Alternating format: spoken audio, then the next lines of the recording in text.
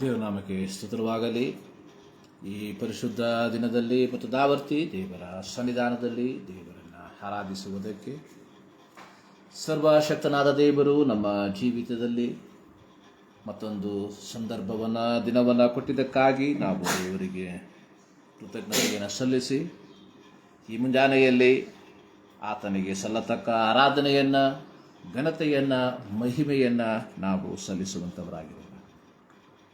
ನಮ್ಮ ಕಣ್ಣುಗಳನ್ನು ಮುಚ್ಚಿ ನಮ್ಮನ್ನೇ ಇಂದಿನ ಆರಾಧನೆಗೋಸ್ಕರವಾಗಿ ಪ್ರತಿಷ್ಠೆಪಡಿಸಿಕೊಳ್ಳುವ. ಇಂಥ ಒಳ್ಳೆ ಸಮಯದೋಳು ಯೇಸುವೇ ನಿನ್ಬಾಳೆ ಬಂದೆವು, ನಿಮ್ಮ ಮಕ್ಕಳಾದ ನಾವು ನಿಮ್ಮನ್ನೇ ಅರಸಿ ಬಂದೆವು. ನಮ್ಮ ಮೇಲೆ ದಯವಿಡು ಸ್ವಾಮಿ, ನಿಮ್ಮ ಕರುಣೆಯನ್ನು ತೋರಿಸು. ನಮ್ಮ ಮೇಲೆ ದಯವಿಡು ಸ್ವಾಮಿ, ನಿಮ್ಮ ಕರುಣೆಯನ್ನು ತೋರಿಸು. ನಿಮ್ಮನ್ನೇ ರಕ್ಷಕನಾಗಿ ಕಾಣಲು ಪ್ರೇರಿಸು ನಮ್ಮೆಲ್ಲರನ್ನು. ನಿಮ್ಮನ್ನೇ ರಕ್ಷಕನಾಗಿ ಕಾಣಲು ಪ್ರೇರಿಸು ನಮ್ಮೆಲ್ಲರನ್ನು. ಪ್ರಾರ್ಥನೆ ಮಾಡುವ. ನಮ್ಮನ್ನು ಬಹಳವಾಗಿ ಪ್ರೀತಿ ಮಾಡುವ ನಮ್ಮ ಪ್ರೀತಿಯ ತಂದೆಯಾದ ದೇವರೇ, ನಿಮ್ಮ ಪರಿಶುದ್ಧ ನಾಮಕ್ಕೆ ಅನಂತ ವಂದನೆಗಳು ಸ್ವಾಮಿ. ಈ ವಾರದ ಮೊದಲನೇ ದಿನದಲ್ಲಿ, ಈ ಪುನರುತ್ಥಾನದ ದಿನದಲ್ಲಿ ಕರ್ತನೆ ಮತ್ತೊಂದು ಆವರ್ತಿ ನಿಮ್ಮ ಸನ್ನಿಧಾನದಲ್ಲಿ ನಿಮ್ಮನ್ನು ಸ್ತುತಿಸುವುದಕ್ಕೆ, ನಿಮ್ಮನ್ನು ಆರಾಧಿಸುವುದಕ್ಕೆ ನಮ್ಮ ಜೀವಿತದಲ್ಲಿ ಕೊಟ್ಟಂಥ ಅವಕಾಶಕ್ಕಾಗಿ ಸ್ತೋತ್ರ. ಕಳೆದ ಒಂದು ವಾರ ಕರ್ತನೆ ನಮ್ಮನ್ನು ಪರಿಪಾಲಿಸಿದ್ದಿ, ನಮ್ಮನ್ನು ಸಂರಕ್ಷಿಸಿದಿ, ನಮ್ಮ ದೇಹಕ್ಕೆ ಜೀವಿತಕ್ಕೆ ಬೇಕಾದಂತಹ ಎಲ್ಲ ಆಶೀರ್ವಾದಗಳನ್ನು ಕೊಟ್ಟಿದ್ದಿ. ಅದಕ್ಕಾಗಿ ವಂದನೆಗಳು. ಈ ಮುಂಜಾನೆಯಲ್ಲಿ ಬಸದಾವರ್ತಿ ನೀವು ಮಾಡಿದ ಎಲ್ಲ ಉಪಕಾರಗಳಿಗೆ, ನೀವು ಕೊಟ್ಟಂಥ ಎಲ್ಲ ಆಶೀರ್ವಾದಗಳಿಗೆ ಕೃತಜ್ಞತೆಯನ್ನು ಸಲ್ಲಿಸುವುದಕ್ಕೆ ನಿಮ್ಮ ಸನ್ನಿಧಾನದಲ್ಲಿ ನಾವು ಸೇರಿ ಬಂದಿರಲಾಗಿ ಕರ್ತನೆ, ಇಂದಿನ ಆರಾಧನೆ ಕರ್ತನೆ ನಿಮ್ಮ ಮೆಚ್ಚುಗೆಗೆ ಕಾರಣವಾಗಿರತಕ್ಕ ಆರಾಧನೆಯಾಗಿ ಆರಾಧಿಸುವಂತೆ ನಮ್ಮನ್ನು ಪ್ರಾಪ್ತರನ್ನಾಗಿ ಮಾರ್ಪಡಿಸಿ ಎಂಬುದಾಗಿ ನಾವು ಪ್ರಾರ್ಥಿಸುತ್ತೇವೆ. ಆರಾಧನೆಗೆ ಅಡ್ಡಿಯಾಗಿ, ಆರಾಧನೆಗೆ ತಡೆಯಾಗಿ ನಮ್ಮ ಜೀವಿತದಲ್ಲಿರುವಂಥ ಎಲ್ಲ ತಪ್ಪುಗಳನ್ನು, ಕಲ್ಮಶಗಳನ್ನು ಮತ್ತು ದಾವರ್ತಿ ನಿನ್ನ ರಕ್ತದಿಂದ ತೊಳೆದು ನಮ್ಮನ್ನು ಶುದ್ಧೀಪಡಿಸಿ ಎಂಬುದಾಗಿ ನಾವು ಪ್ರಾರ್ಥಿಸುತ್ತೇವೆ. ಈ ಮುಂಜಾನೆಯಲ್ಲಿ ಕರ್ತನೆ ನಮ್ಮನ್ನೇ ನಾವು ಕರ್ತನೆ ಜೀವವುಳ್ಳ ಸಜೀವ ಯಜ್ಞವಾಗಿ ಸಮರ್ಪಿಸುವಂತೆ ನಮ್ಮ ಜೀವಿತದಲ್ಲಿ ಕೃಪೆ ಮಾಡು. ಎಲ್ಲ ವಿಧವಾದ ಮಾಲಿನ್ಯಗಳನ್ನು ತೊಳೆದು ಹಾಕೆಂಬುದಾಗಿ ನಾವು ಪ್ರಾರ್ಥಿಸ್ತಾ ಇದ್ದೇವೆ. ನಾವು ಆಡುವಂಥ ಹಾಡುಗಳು, ಧ್ಯಾನಿಸುವಂಥ ದೇವರ ವಾಕ್ಯ, ಎಲ್ಲದರ ಮೂಲಕ ದೇವರ ನಾಮ ಮಹಿಮೆ ಹೊಂದಲಿ ಎಂಬುದಾಗಿ ನಾವು ಪ್ರಾರ್ಥಿಸುತ್ತೇವೆ. ಈ ಸಂದರ್ಭದಲ್ಲಿ ಕರ್ತನೆ ನಮ್ಮ ದೇಶದಲ್ಲಿ, ನಮ್ಮ ರಾಜ್ಯದಲ್ಲಿ, ನಮ್ಮ ಪಟ್ಟಣಗಳಲ್ಲಿ ನಡೆಯುವಂಥ ಎಲ್ಲ ಪವಿತ್ರ ಆರಾಧನೆಗಳನ್ನು ನಿಮ್ಮ ಕರಗಳಿಗೆ ಸಮರ್ಪಿಸ್ತಾ ಇದ್ದೇವೆ. ಇಂದಿನ ಆರಾಧನೆ ಕರ್ತನೆ ಪರಲೋಕ ಸಂತೋಷಿಸುವಂಥ ಆರಾಧನೆಯಾಗಿ, ಇಂದಿನ ಆರಾಧನೆ ಕರ್ತನೆ ನಮ್ಮ ದೇಶಕ್ಕೆ, ನಮ್ಮ ರಾಜ್ಯಕ್ಕೆ, ನಮ್ಮ ಪಟ್ಟಣಗಳಿಗೆ, ನಮ್ಮ ಗ್ರಾಮಗಳಿಗೆ ಬಿಡುಗಡೆಯಾಗಿ ಮಾರ್ಪಡುವಂತೆ ಕೃಪೆ ಮಾಡಿಸುವ. ಪ್ರಾರ್ಥನೆ ಕೇಳಿದ್ದಕ್ಕಾಗಿ ಸ್ತೋತ್ರ. ಯೇಸು ಕ್ರಿಸ್ತನ ನಾಮದಲ್ಲಿ ಬಿಡುತ್ತೇವೆ ನಮ್ಮ ಪ್ರೀತಿಯ ತಂದೆ, ಆಮೆನ್. ದೇವರ ನಾಮಕ್ಕೆ ಮತ್ತೊಂದು ಆವರ್ತಿ ಕೃತಜ್ಞತೆಯನ್ನು ಸಲ್ಲಿಸುತ್ತಾ ಇದ್ದೇನೆ. ದೇವರನ್ನು ಆರಾಧಿಸುವುದಕ್ಕೆ ದೇವರು ನಮ್ಮ ಜೀವಿತದಲ್ಲಿ ಮತ್ತೊಂದು ಅವಕಾಶವನ್ನು ಕೊಟ್ಟಿರಲಾಗಿ ಆತನಿಗೆ ಸಲ್ಲತಕ್ಕ ಘನತೆಯನ್ನು ಪ್ರಾರಂಭದಲ್ಲಿ ಹಾಡಿನ ಮೂಲಕ ನಾವು ಸಲ್ಲಿಸುವಂಥವರಾಗಿರುವ ಒಂದು ಹಳೆಯ ಒಂದು ಹಾಡು, ಹೇಗೆಂದು ನಾ ಹಾಡುವೆ, ಏನೆಂದು ನಾ ಸ್ತುತಿಪೆ.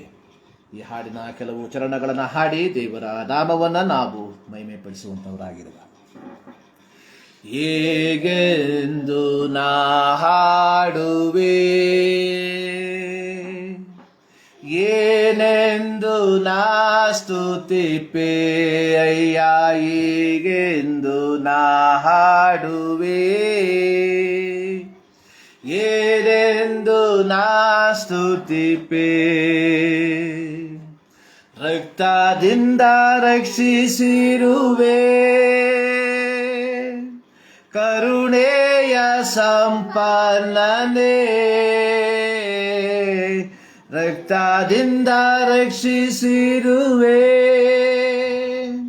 ಕರುಣೆಯ ಸಂಪನ್ನನೇ ಅಯ್ಯ ಕರುಣೆಯ ಸಂಪನ್ನನೇ ಹೇಗೆಂದು ನಾ ಹಾಡುವೆ ಏನೆಂದು ನಾ ಸ್ತುತಿಪೆ ಅಯ್ಯ ಹೇಗೆಂದು ನಾ ಹಾಡುವೆ ಏನೆಂದು ನಾ ಸ್ತುತಿಪೆ ಎದೆಯಲ್ಲಿ ಓರಾಗಿಸಿದೆ ಸಂತೈಸುವ ಕರ್ತನೇ ಎದೆಯಲ್ಲಿ ಓರಾಗಿಸಿದೆ ಸಂತೈಸುವ ಕರ್ತನೇ ಅಯ್ಯ ಸಂತೈಸುವ ಕರ್ತನೇ ಹೇಗೆಂದು ನಾ ಹಾಡುವೆ ಏನೆಂದು ನಾ ಸ್ತುತಿಪೆ ಅಯ್ಯ ಹೇಗೆಂದು ನಾ ಹಾಡುವೆ ಏನೆಂದು ನಾ ಸ್ತುತಿಪೆ ನಿನ್ನ ಪಾದದಲ್ಲೇ ಇರುವೆ ಎಂದೆಂದು ಮುತ್ತಿಡುವೆ ನಿನ್ನ ಪಾದದಲ್ಲೇ ಇರುವೆ ಎಂದೆಂದು ಮುತ್ತಿಡುವೆ ಅಯ್ಯ ಎಂದೆಂದು ಮುತ್ತಿಡುವೆ ಹೇಗೆಂದು ನಾ ಹಾಡುವೆ ಏನೆಂದು ನಾ ಸ್ತುತಿಪೆ ಅಯ್ಯ ಹೇಗೆಂದು ನಾ ಹಾಡುವೆ ಏನೆಂದು ನಾ ಸ್ತುತಿಪೆ ನನ್ನಿಂದ ಎತ್ತಲ್ಪಡದ ಒಳ್ಳೆಯ ಪಾಲು ನೀರೇ ನನ್ನಿಂದ ಎತ್ತಲ್ಪಡದ ಒಳ್ಳೆಯ ಪಾಲು ನೀರೇ ಅಯ್ಯ ಒಳ್ಳೆಯ ಪಾಲು ನೀನೇ ಹೇಗೆಂದು ನಾ ಹಾಡುವೆ ಏನೆಂದು ನಾ ಸ್ತುತಿಪೆ ಅಯ್ಯ ಎಂದು ಆನಾಡುವೆ ಏನೆಂದು ನಾ ಸ್ತುತಿಪೆ ಬರೋಣದಿ ಒಯ್ಯಲ್ಪಡುವೆ ಜೊತೆಯಲ್ಲೇ ನಾನಿರುವೆ ಬರೋಣದಿ ಒಯ್ಯಲ್ಪಡುವೆ ಜೊತೆಯಲ್ಲೇ ನಾನಿರುವೆ ನಿನ್ನ ಜೊತೆಯಲ್ಲೇ ನಾನಿರುವೆ ನಿನ್ನ ಜೊತೆಯಲ್ಲೇ ನಾನಿರುವೆ ಹೇಗೆಂದು ನಾ ಹಾಡುವೆ ಏನೆಂದು ನಾ ಸ್ತುತಿಪೆ ಅಯ್ಯ ಹೇಗೆಂದು ನಾ ಹಾಡುವೆ ಏನೆಂದು ನಾ ಸ್ತುತಿಪೆ ಅಯ್ಯ ಹೇಗೆಂದು ನಾ ಹಾಡುವೆ ಏನೆಂದು ನಾ ಸ್ತುತಿಪೆ ಅಯ್ಯ ಹೇಗೆಂದು ನಾ ಹಾಡುವೆ ಏನೆಂದು ನಾ ಸ್ತುತಿಪೆ ಹಲ್ಲೆಲೂಯಾ. ರಕ್ತದಿಂದ ರಕ್ಷಿಸಿರುವೆ ಕರುಣೆಯ ಸಂಪನ್ನನೆ, ಎದೆಯಲ್ಲಿ ಒರಗಿಸಿದೆ ಸಂತೈಸುವ ಕರ್ತನೆ, ಮರಣದೆ ಒಯ್ಯಲ್ಪಡುವೆ, ಜೊತೆಯಲ್ಲೇ ನಾನಿರುವೆ.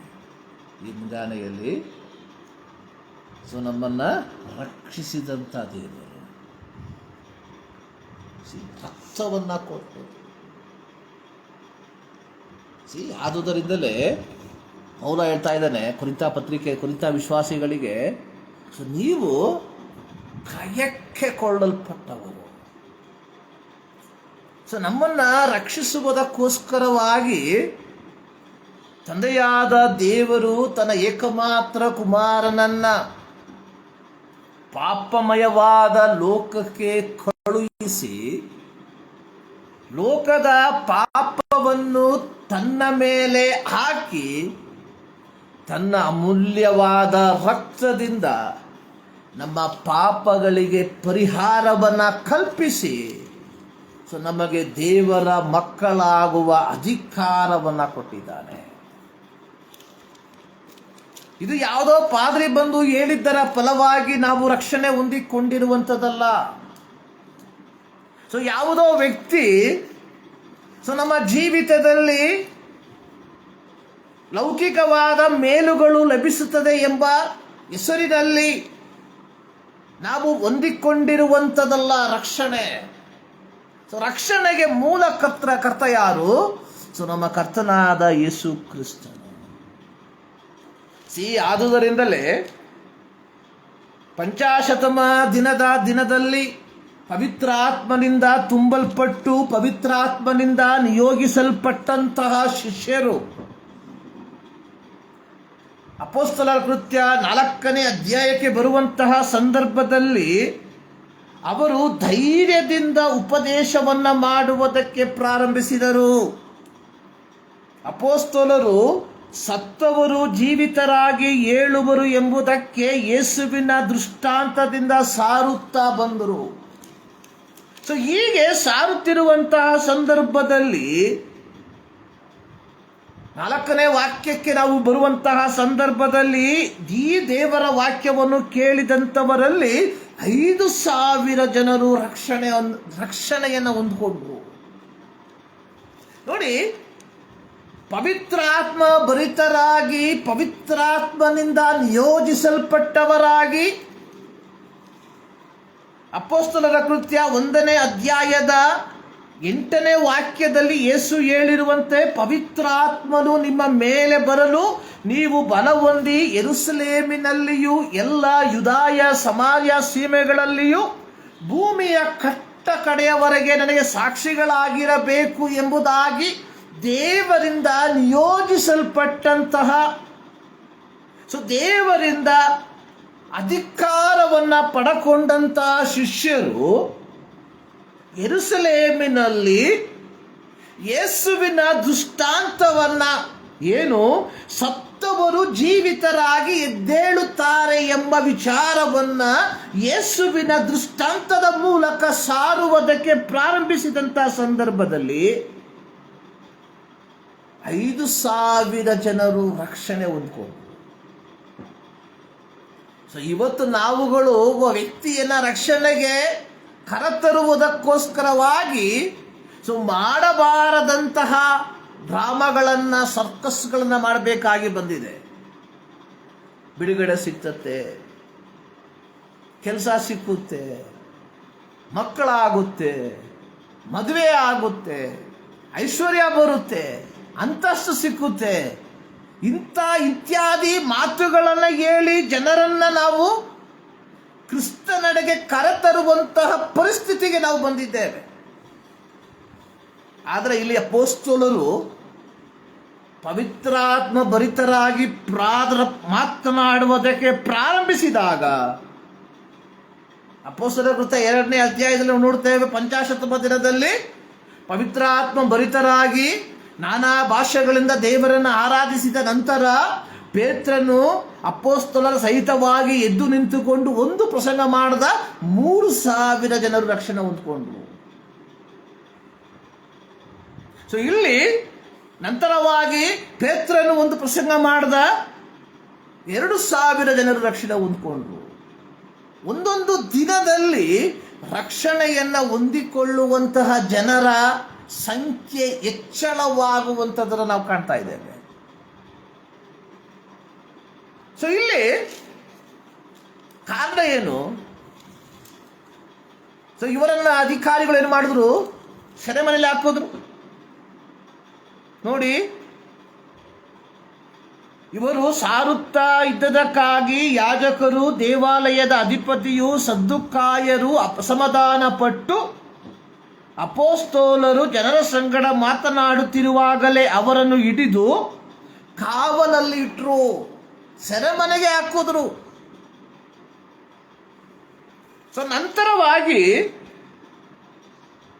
ಮರುದಿನ ಯಹೂದ್ಯರ ಅಧಿಕಾರಿಗಳು, ಹಿರಿಯರು, ಶಾಸ್ತ್ರಿಗಳು ಯೆರೂಸಲೇಮಿನಲ್ಲಿ ಕೂಡಿ ಬಂದರು. ಅನ್ನನೆಂಬ ಮಹಾಯಾಜಕನು, ಕಾಯಫನು, ಯೋಹಾನನು, ಅಲೆಕ್ಸಾಂದ್ರನು, ಮಹಾಯಾಜಕನ ಸಂಬಂಧಿಗಳೆಲ್ಲರೂ ಅಲ್ಲಿ ಕೂಡಿ ಬಂದಿರಲಾಗಿ ಪೇತ್ರ, ಯೋಹಾನರು ಎದ್ದು ನಿಂತುಕೊಂಡು ಒಂದು ಮಾತನ್ನ ಹೇಳ್ತಾ ಇದ್ದಾರೆ 12ನೇ ವಾಕ್ಯದಲ್ಲಿ. ಬರಬೇಕಾದ ರಕ್ಷಣೆ ಇನ್ನಾರಲ್ಲಿಯೂ ಸಿಕ್ಕುವುದಿಲ್ಲ, ಆ ಹೆಸರಿನಿಂದಲೇ ಹೊರತು ಆಕಾಶದ ಕೆಳಗೆ ಮನುಷ್ಯರೊಳಗೆ ಕೊಡಲ್ಪಟ್ಟಿರುವ ಬೇರೆ ಯಾವ ಹೆಸರಿನಿಂದಲೂ ನಮಗೆ ರಕ್ಷಣೆಯಾಗುವುದಿಲ್ಲ. ಸೊ ರಕ್ಷಿಸಲ್ಪಡುವುದಕ್ಕೆ ಇರುವಂತಹ ಏಕೈಕ ಮಾರ್ಗ ಅನ್ನುವಂಥದ್ದು ಯೇಸು ಕ್ರಿಸ್ತನ ರಕ್ತದ ಮೂಲಕ ಮಾತ್ರ. ಆದುದರಿಂದಲೇ ಹಾಡುಗಾರನು ಹಾಡಿರುವಂಥದ್ದು, ರಕ್ತದಿಂದ ರಕ್ಷಿಸಿರುವೆ ಕರುಣೆಯ ಸಂಪನ್ನನೆ. ಈ ಮುಂಜಾನೆಯಲ್ಲಿ ಯೇಸು ಕ್ರಿಸ್ತನ ರಕ್ತದ ಮೂಲಕ ಪಾಪ ಕ್ಷಮಾಪಣೆಯನ್ನು ಪಡೆದುಕೊಂಡು ದೇವರ ಮಕ್ಕಳೆಂಬ ಪದವಿಯನ್ನು ಪಡೆದುಕೊಂಡಿರುವ ನಾವುಗಳು ದೇವರನ್ನು ಆರಾಧಿಸುವುದಕ್ಕೆ ಸೇರಿ ಬಂದಿರಲಾಗಿ, ಪ್ರಿಯರೇ, ನಾವು ಹೊಂದಿಕೊಂಡ ರಕ್ಷಣೆಯ ಅನುಭವಕ್ಕೆ ಅನುಗುಣವಾಗಿ ನೋಡಿ, ಆಸ್ ಎ ಹ್ಯೂಮನ್, ಮಾನಸಿಕವಾಗಿ, ಸೊ ನಮಗೆ ಯಾರಾದರೂ ಒಬ್ಬ ವ್ಯಕ್ತಿ ಒಂದು ಉಡುಗೊರೆಯನ್ನು, ಬಹುಮಾನವನ್ನು ಕೊಟ್ಟರೆ, ಸೊ ಪ್ರತ್ಯೇಕವಾಗಿ ನಮ್ಮ ಭಾರತ ದೇಶದಲ್ಲಿ ಮದುವೆಗಳಿಗೆ, ಇನ್ನಿತರೆ ಕಾರ್ಯಕ್ರಮಗಳಿಗೆ ನಾವೇನು ಮಾಡ್ತೇವೆ? ಉಡುಗೊರೆಯನ್ನು ಕೊಡ್ತೇವೆ. ಒಬ್ಬ ವ್ಯಕ್ತಿ, ಸೊ ನಮ್ಮ ಕುಟುಂಬದಲ್ಲಿ, ನಮ್ಮ ಮನೆಯಲ್ಲಿ ನಡೆದಂತಹ ಒಂದು ಕಾರ್ಯಕ್ರಮಕ್ಕೆ ಅತ್ಯಂತ ಶ್ರೇಷ್ಠವಾದ, ಅಮೂಲ್ಯವಾದ ಉಡುಗೊರೆಯನ್ನು ಕೊಟ್ಟಿರಲಾಗಿ, ಆ ವ್ಯಕ್ತಿಯ ಕುಟುಂಬದಲ್ಲಿ ನಡೆದಂತಹ ಕಾರ್ಯಕ್ರಮಗಳಿಗೆ ಸೊ ನಾವು ಕೊಡುವಂತಹ ಉಡುಗೊರೆ ಯಾವ ರೀತಿಯಾಗಿರ್ತದೆ? ಅವರು ಕೊಟ್ಟಿರುವುದಕ್ಕಿಂತಲೂ ಮಿಗಿಲಾದದ್ದು. ಮಾನಸಿಕವಾಗಿ ನಾವುಗಳು ಸೊ ಇಂತಹ ಕಾರಣ ಸೊ ನಾವು ಕಡಿಮೆಯಾಗುವುದಕ್ಕೆ ಯಾವತ್ತೂ ಬಯಸೋದಿಲ್ಲ. ಸೊ ನಮಗೆ ಶ್ರೇಷ್ಠವಾದ ಉಡುಗೊರೆಯನ್ನು ಕೊಟ್ಟಿರಲಾಗಿ ನಾವು ಉಡುಗೊರೆ ಕೊಡುವುದಕ್ಕೆ ಸಿಕ್ಕುವಂಥ ಅವಕಾಶವನ್ನು ಸದುಪಯೋಗ ಪಡಿಸ್ಕೊಳ್ತೇವೆ. ಸೊ ಹೀಗಿರುವುದಾದರೆ ಯೇಸು ಕ್ರಿಸ್ತನು ತನ್ನ ಅಮೂಲ್ಯವಾದ ರಕ್ತವನ್ನು ಕೊಟ್ಟು ನಮ್ಮನ್ನು ಕೊಂಡುಕೊಂಡಿರಲಾಗಿ, ಯೇಸುವನ್ನ ಆರಾಧಿಸುವುದಕ್ಕೆ, ಯೇಸುವನ್ನ ಸ್ತುತಿಸುವುದಕ್ಕೆ, ಯೇಸುವಿನ ಪ್ರೀತಿಯನ್ನು ಹೊಗಳುವುದಕ್ಕೆ ದೇವರು ನಮಗೆ ಈ ಮುಂಜಾನೆಯಲ್ಲಿ ಒಂದು ಅವಕಾಶವನ್ನು ಕೊಟ್ಟಿರಲಾಗಿ, ಎಷ್ಟು ಅಮೂಲ್ಯವಾದ ಆರಾಧನೆಯನ್ನು ನಾವು ಆತನಿಗೆ ಸಲ್ಲಿಸುವಂಥವರಾಗಿರಬೇಕು. ಪ್ರಿಯರೇ, ನಾವು ಅನಿಶ್ಚಿತತೆಯ ಪ್ರಪಂಚದಲ್ಲಿ, ಲೋಕದಲ್ಲಿ ನಾವು ಬದುಕ್ತಾ ಇದ್ದೇವೆ. ಸೊ ನಾಳೆ ಎಂಬುದಕ್ಕೆ ಯಾವ ರೀತಿಯ ಗ್ಯಾರಂಟಿ ನಮ್ಮ ಬಳಿಯಲ್ಲಿ ಇಲ್ಲ. ಕಳೆದ ಮಂಗಳವಾರ ನನ್ನ ಒಂದು ಕಸಿನ್, ಅವರ ಹೆಂಡತಿಯ ಅಣ್ಣನ ಮಗನ ಕುಟುಂಬ ಇದೇ ನಮ್ಮ ಬೆಂಗಳೂರಿನಲ್ಲಿ ಅಪಘಾತಕ್ಕೆ ಒಳಗಾದರು.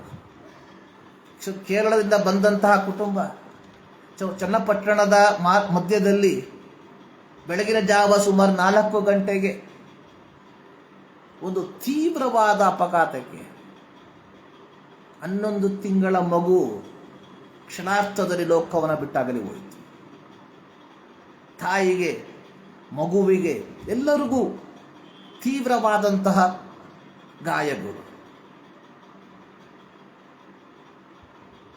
ಪ್ರಿಯರೇ, ನಾನು ಅದಕ್ಕೆ ಹೇಳಿದೆ, ನಾವು ಅನಿಶ್ಚಿತೆಯ ಪ್ರಪಂಚದಲ್ಲಿ ಬದುಕ್ತಾ ಇದ್ದೇವೆ.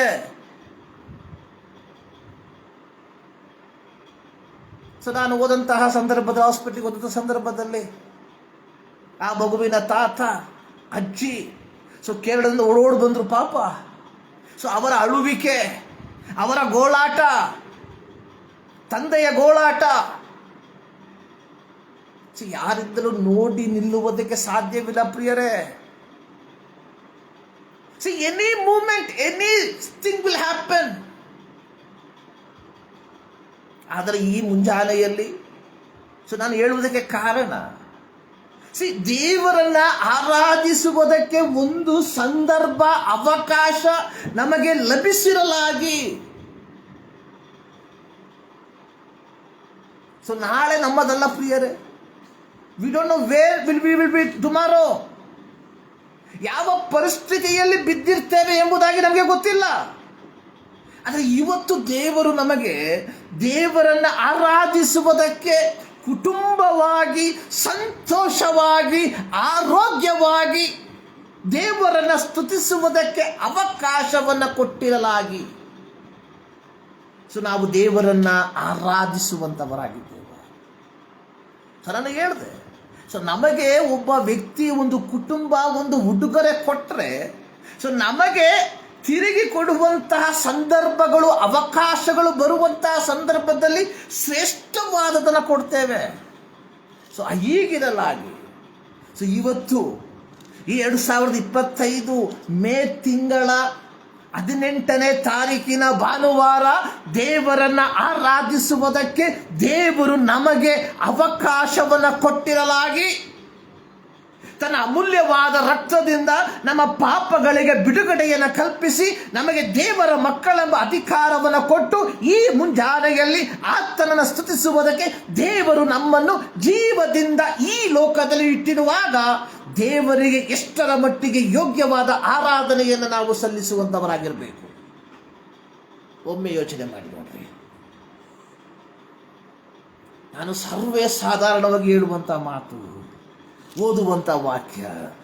ಆದದರಿಂದ ಸಹೋದರರೇ, ದೇವರ ಕನಿಕರವನ್ನು ನಿಮ್ಮ ನೆನಪಿಗೆ ತಂದು ನಿಮ್ಮನ್ನು ಬೇಡಿಕೊಳ್ಳುವುದೇನೆಂದರೆ, ನೀವು ನಿಮ್ಮ ದೇಹಗಳನ್ನು ದೇವರಿಗೆ ಮೀಸಲಾಗಿಯೂ ಮೆಚ್ಚುಗೆಯಾಗಿಯೂ ಇರುವ ಸಜೀವ ಯಜ್ಞವಾಗಿ ಸಮರ್ಪಿಸಿರಿ. ಇದೇ ವಿವೇಕಪೂರ್ವಕವಾದ ಆರಾಧನೆ. ನಾವು ದೇವರನ್ನು ಆರಾಧಿಸುವಂಥದ್ದು ಯಾವ ರೀತಿಯಾಗಿ? ಸಜೀವ ಯಜ್ಞವಾಗಿ.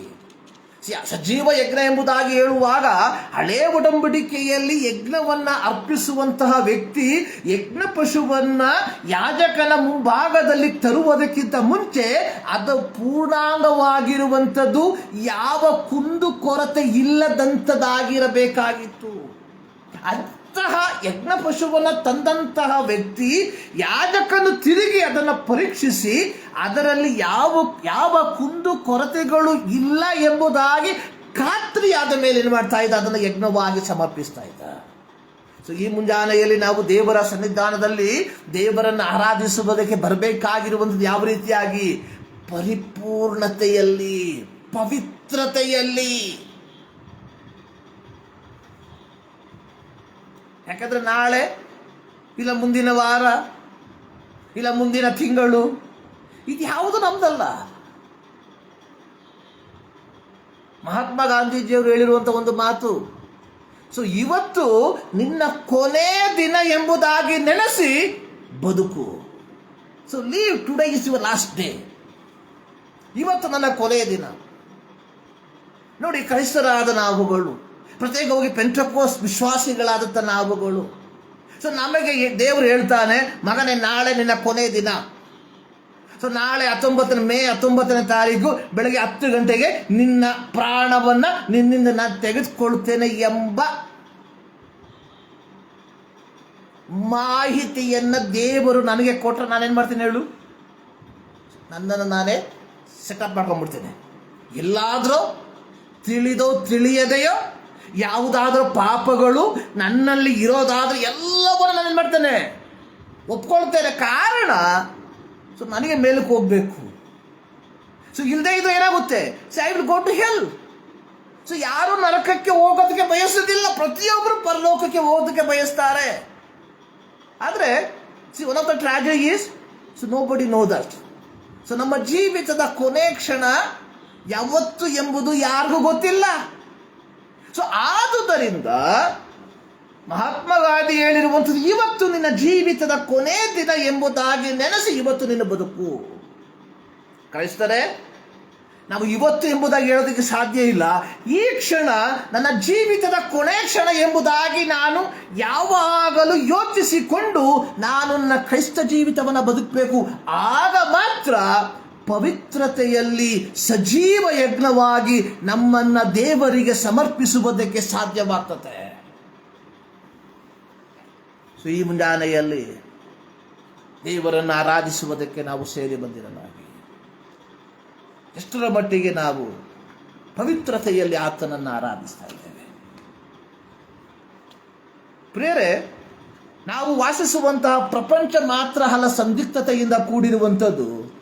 ನಮ್ಮ ಸಭೆಗಳು ಸಹ ಸಂದಿಗ್ಧತೆಯಲ್ಲಿ ಹಾದು ಹೋಗ್ತಾ ಇದೆ. ಎಲ್ಲಿ ನೋಡಿದ್ರೂ ಗಲಾಟೆ, ಎಲ್ಲಿ ನೋಡಿದ್ರೂ ಫಿರ್ಯಾದಿಗಳು. ಇವುಗಳ ಮಧ್ಯದಲ್ಲಿ ವಿಶ್ವಾಸಿಗಳಾದಂತಹ ನಾವುಗಳು ನೋಡಿ, ದೇವರ ಮುಂದೆ ಹೋಗಿ ನಮ್ಮ ಸಂಸ್ಥೆಯ ಅಧ್ಯಕ್ಷರು ಅಥವಾ ನಮ್ಮ ಸಂಸ್ಥೆಯ ಕಾರ್ಯಾಧ್ಯಕ್ಷರು ಈ ರೀತಿ ಹೇಳಿದ್ರು, ಆ ರೀತಿ ಮಾಡಿದ್ವಿ ಎಂಬುದಕ್ಕೆ ಹೇಳುವುದಕ್ಕೆ ಯಾವ ಸಬೂಬು ನಮಗೆ ಸಿಕ್ಕೋದಿಲ್ಲ. ನೋಡಿ, ಲೂಕನ ಸುವಾರ್ತೆಯಲ್ಲಿ ಐಶ್ವರ್ಯವಂತನ ಮತ್ತು ಲಾಸರನ ಒಂದು ದೃಷ್ಟಾಂತವನ್ನು ಯೇಸು ಸ್ವಾಮಿ ಹೇಳ್ತಾ ಇದ್ದಾನೆ. ಇಬ್ಬರು ಸತ್ತೋದ್ರು, ಇಬ್ಬರಿಗೂ ಉತ್ತರ ಕ್ರಿಯೆ ಆಯಿತು.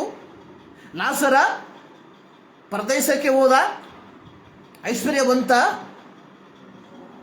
ಬೆಂಕಿಯ ಕೆರೆಗೆ ಹೋದ. ತಿಳಿದಿರುವಂತಹ ಒಂದು ಪಾಠ.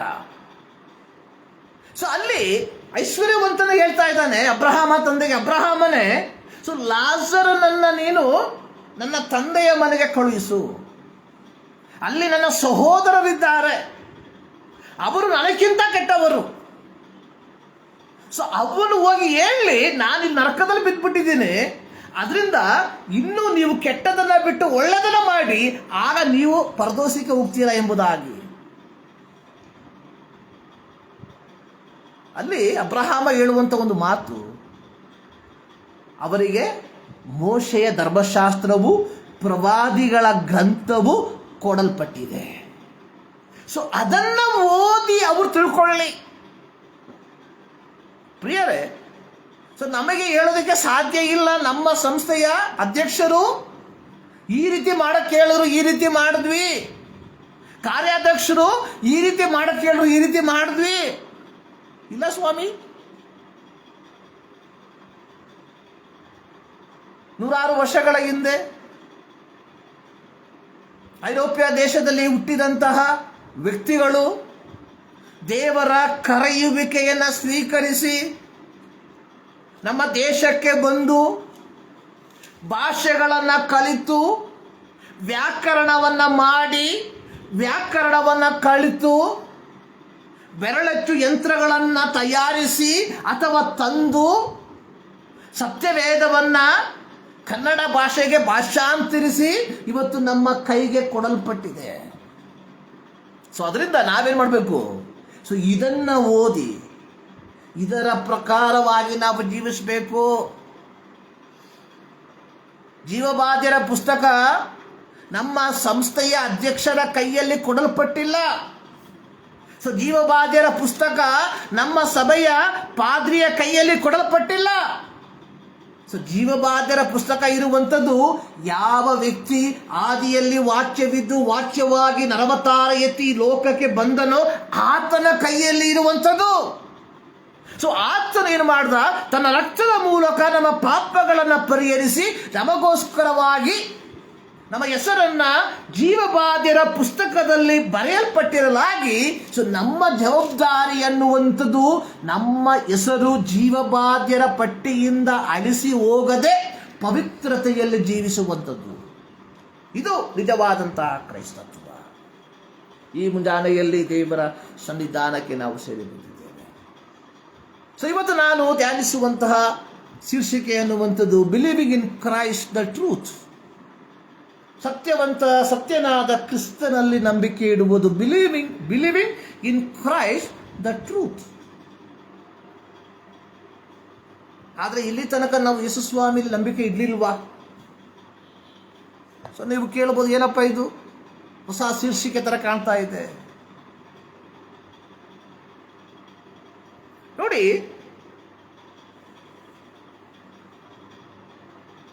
ನಾವೆಲ್ಲರೂ ಪ್ರಾರ್ಥಿಸುವಂತವರು. ಪ್ರತ್ಯೇಕವಾಗಿ ಕ್ರೈಸ್ತರು, ಪ್ರತ್ಯೇಕವಾಗಿ ಪೆಂತೆಕೋಸ್ ಪಾರಂಪರ್ಯದಲ್ಲಿ ಹುಟ್ಟಿ ಬೆಳೆದಂಥವರು ಪ್ರಾರ್ಥನೆಗೆ ಯಾವ ವಿಧವಾದಂತಹ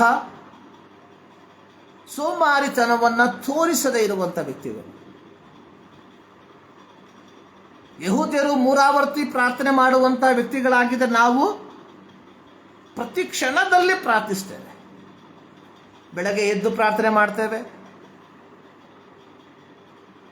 ಬೆಳಗಿನ ಉಪಹಾರ ತೀರಿಸಬೇಕಾದ್ರೆ ಪ್ರಾರ್ಥನೆ ಮಾಡ್ತೇವೆ, ಮಕ್ಕಳು ಶಾಲೆಗೆ ಹೋಗ್ಬೇಕಾದ್ರೆ ಪ್ರಾರ್ಥನೆ ಮಾಡ್ತಾರೆ, ತಂದೆ ತಾಯಿಗಳು ಕೆಲಸಕ್ಕೆ ಹೋಗ್ಬೇಕಾದ್ರೆ ಪ್ರಾರ್ಥನೆ ಮಾಡ್ತಾರೆ, ಮನೆಗೆ ಯಾವುದಾದ್ರೂ ಅತಿಥಿಗಳು ಬಂದರೆ ಅವರು ಪ್ರಾರ್ಥನೆ ಮಾಡ್ತಾರೆ, ಶಾಲೆಯಿಂದ ಬಂದು ಕೆಲಸದಿಂದ ಬಂದು ಪ್ರಾರ್ಥಿಸುವಂಥ ವ್ಯಕ್ತಿಗಳಿದ್ದಾರೆ,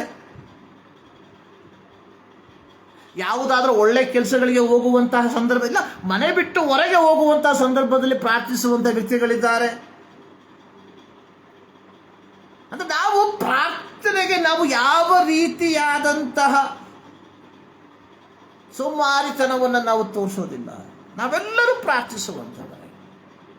ಆದರೆ ನಮ್ಮ ಪ್ರಾರ್ಥನೆ ನಂಬಿಕೆಯಿಂದ ಕೂಡಿರುವಂತಹ ಪ್ರಾರ್ಥನೆಯಾಗಿದೆಯಾ, ಅಥವಾ ನಂಬಿಕೆಯಿಂದ ನಾವು ಪ್ರಾರ್ಥನೆ ಮಾಡ್ತಾ ಇದ್ದೇವ? ಒಂದು ಚಿಕ್ಕ ಕತೆ. ಒಮ್ಮೆ ಒಬ್ಬ ದೇವಸೇವಕರು, ಸಭಾಪಾಲಕರು ಒಂದು ಉಪವಾಸ ಕೂಟವನ್ನು ಆಯೋಜಿಸಿದ್ರು ಸಭೆಯಲ್ಲಿ. ಕಾರಣ, ಆ ದಿನಗಳಲ್ಲಿ, ಆ ಕಾಲಗಳಲ್ಲಿ ಮಳೆ ಇಲ್ಲ, ಬರಗಾಲ. ಸೊ ಪ್ರತಿಯೊಬ್ಬರು ಬಂದರು, ವಿಶ್ವಾಸಿಗಳು ಎಲ್ಲ ಬಂದರು ಪ್ರಾರ್ಥನೆ ಮಾಡೋದಕ್ಕೋಸ್ಕರವಾಗಿ. ಒಂದು ಹೆಣ್ಣು ಮಗಳು ತನ್ನ ಕೈಯಲ್ಲಿದ್ದಂತಹ ರೈನ್ ಕೋಟ್ ಅನ್ನ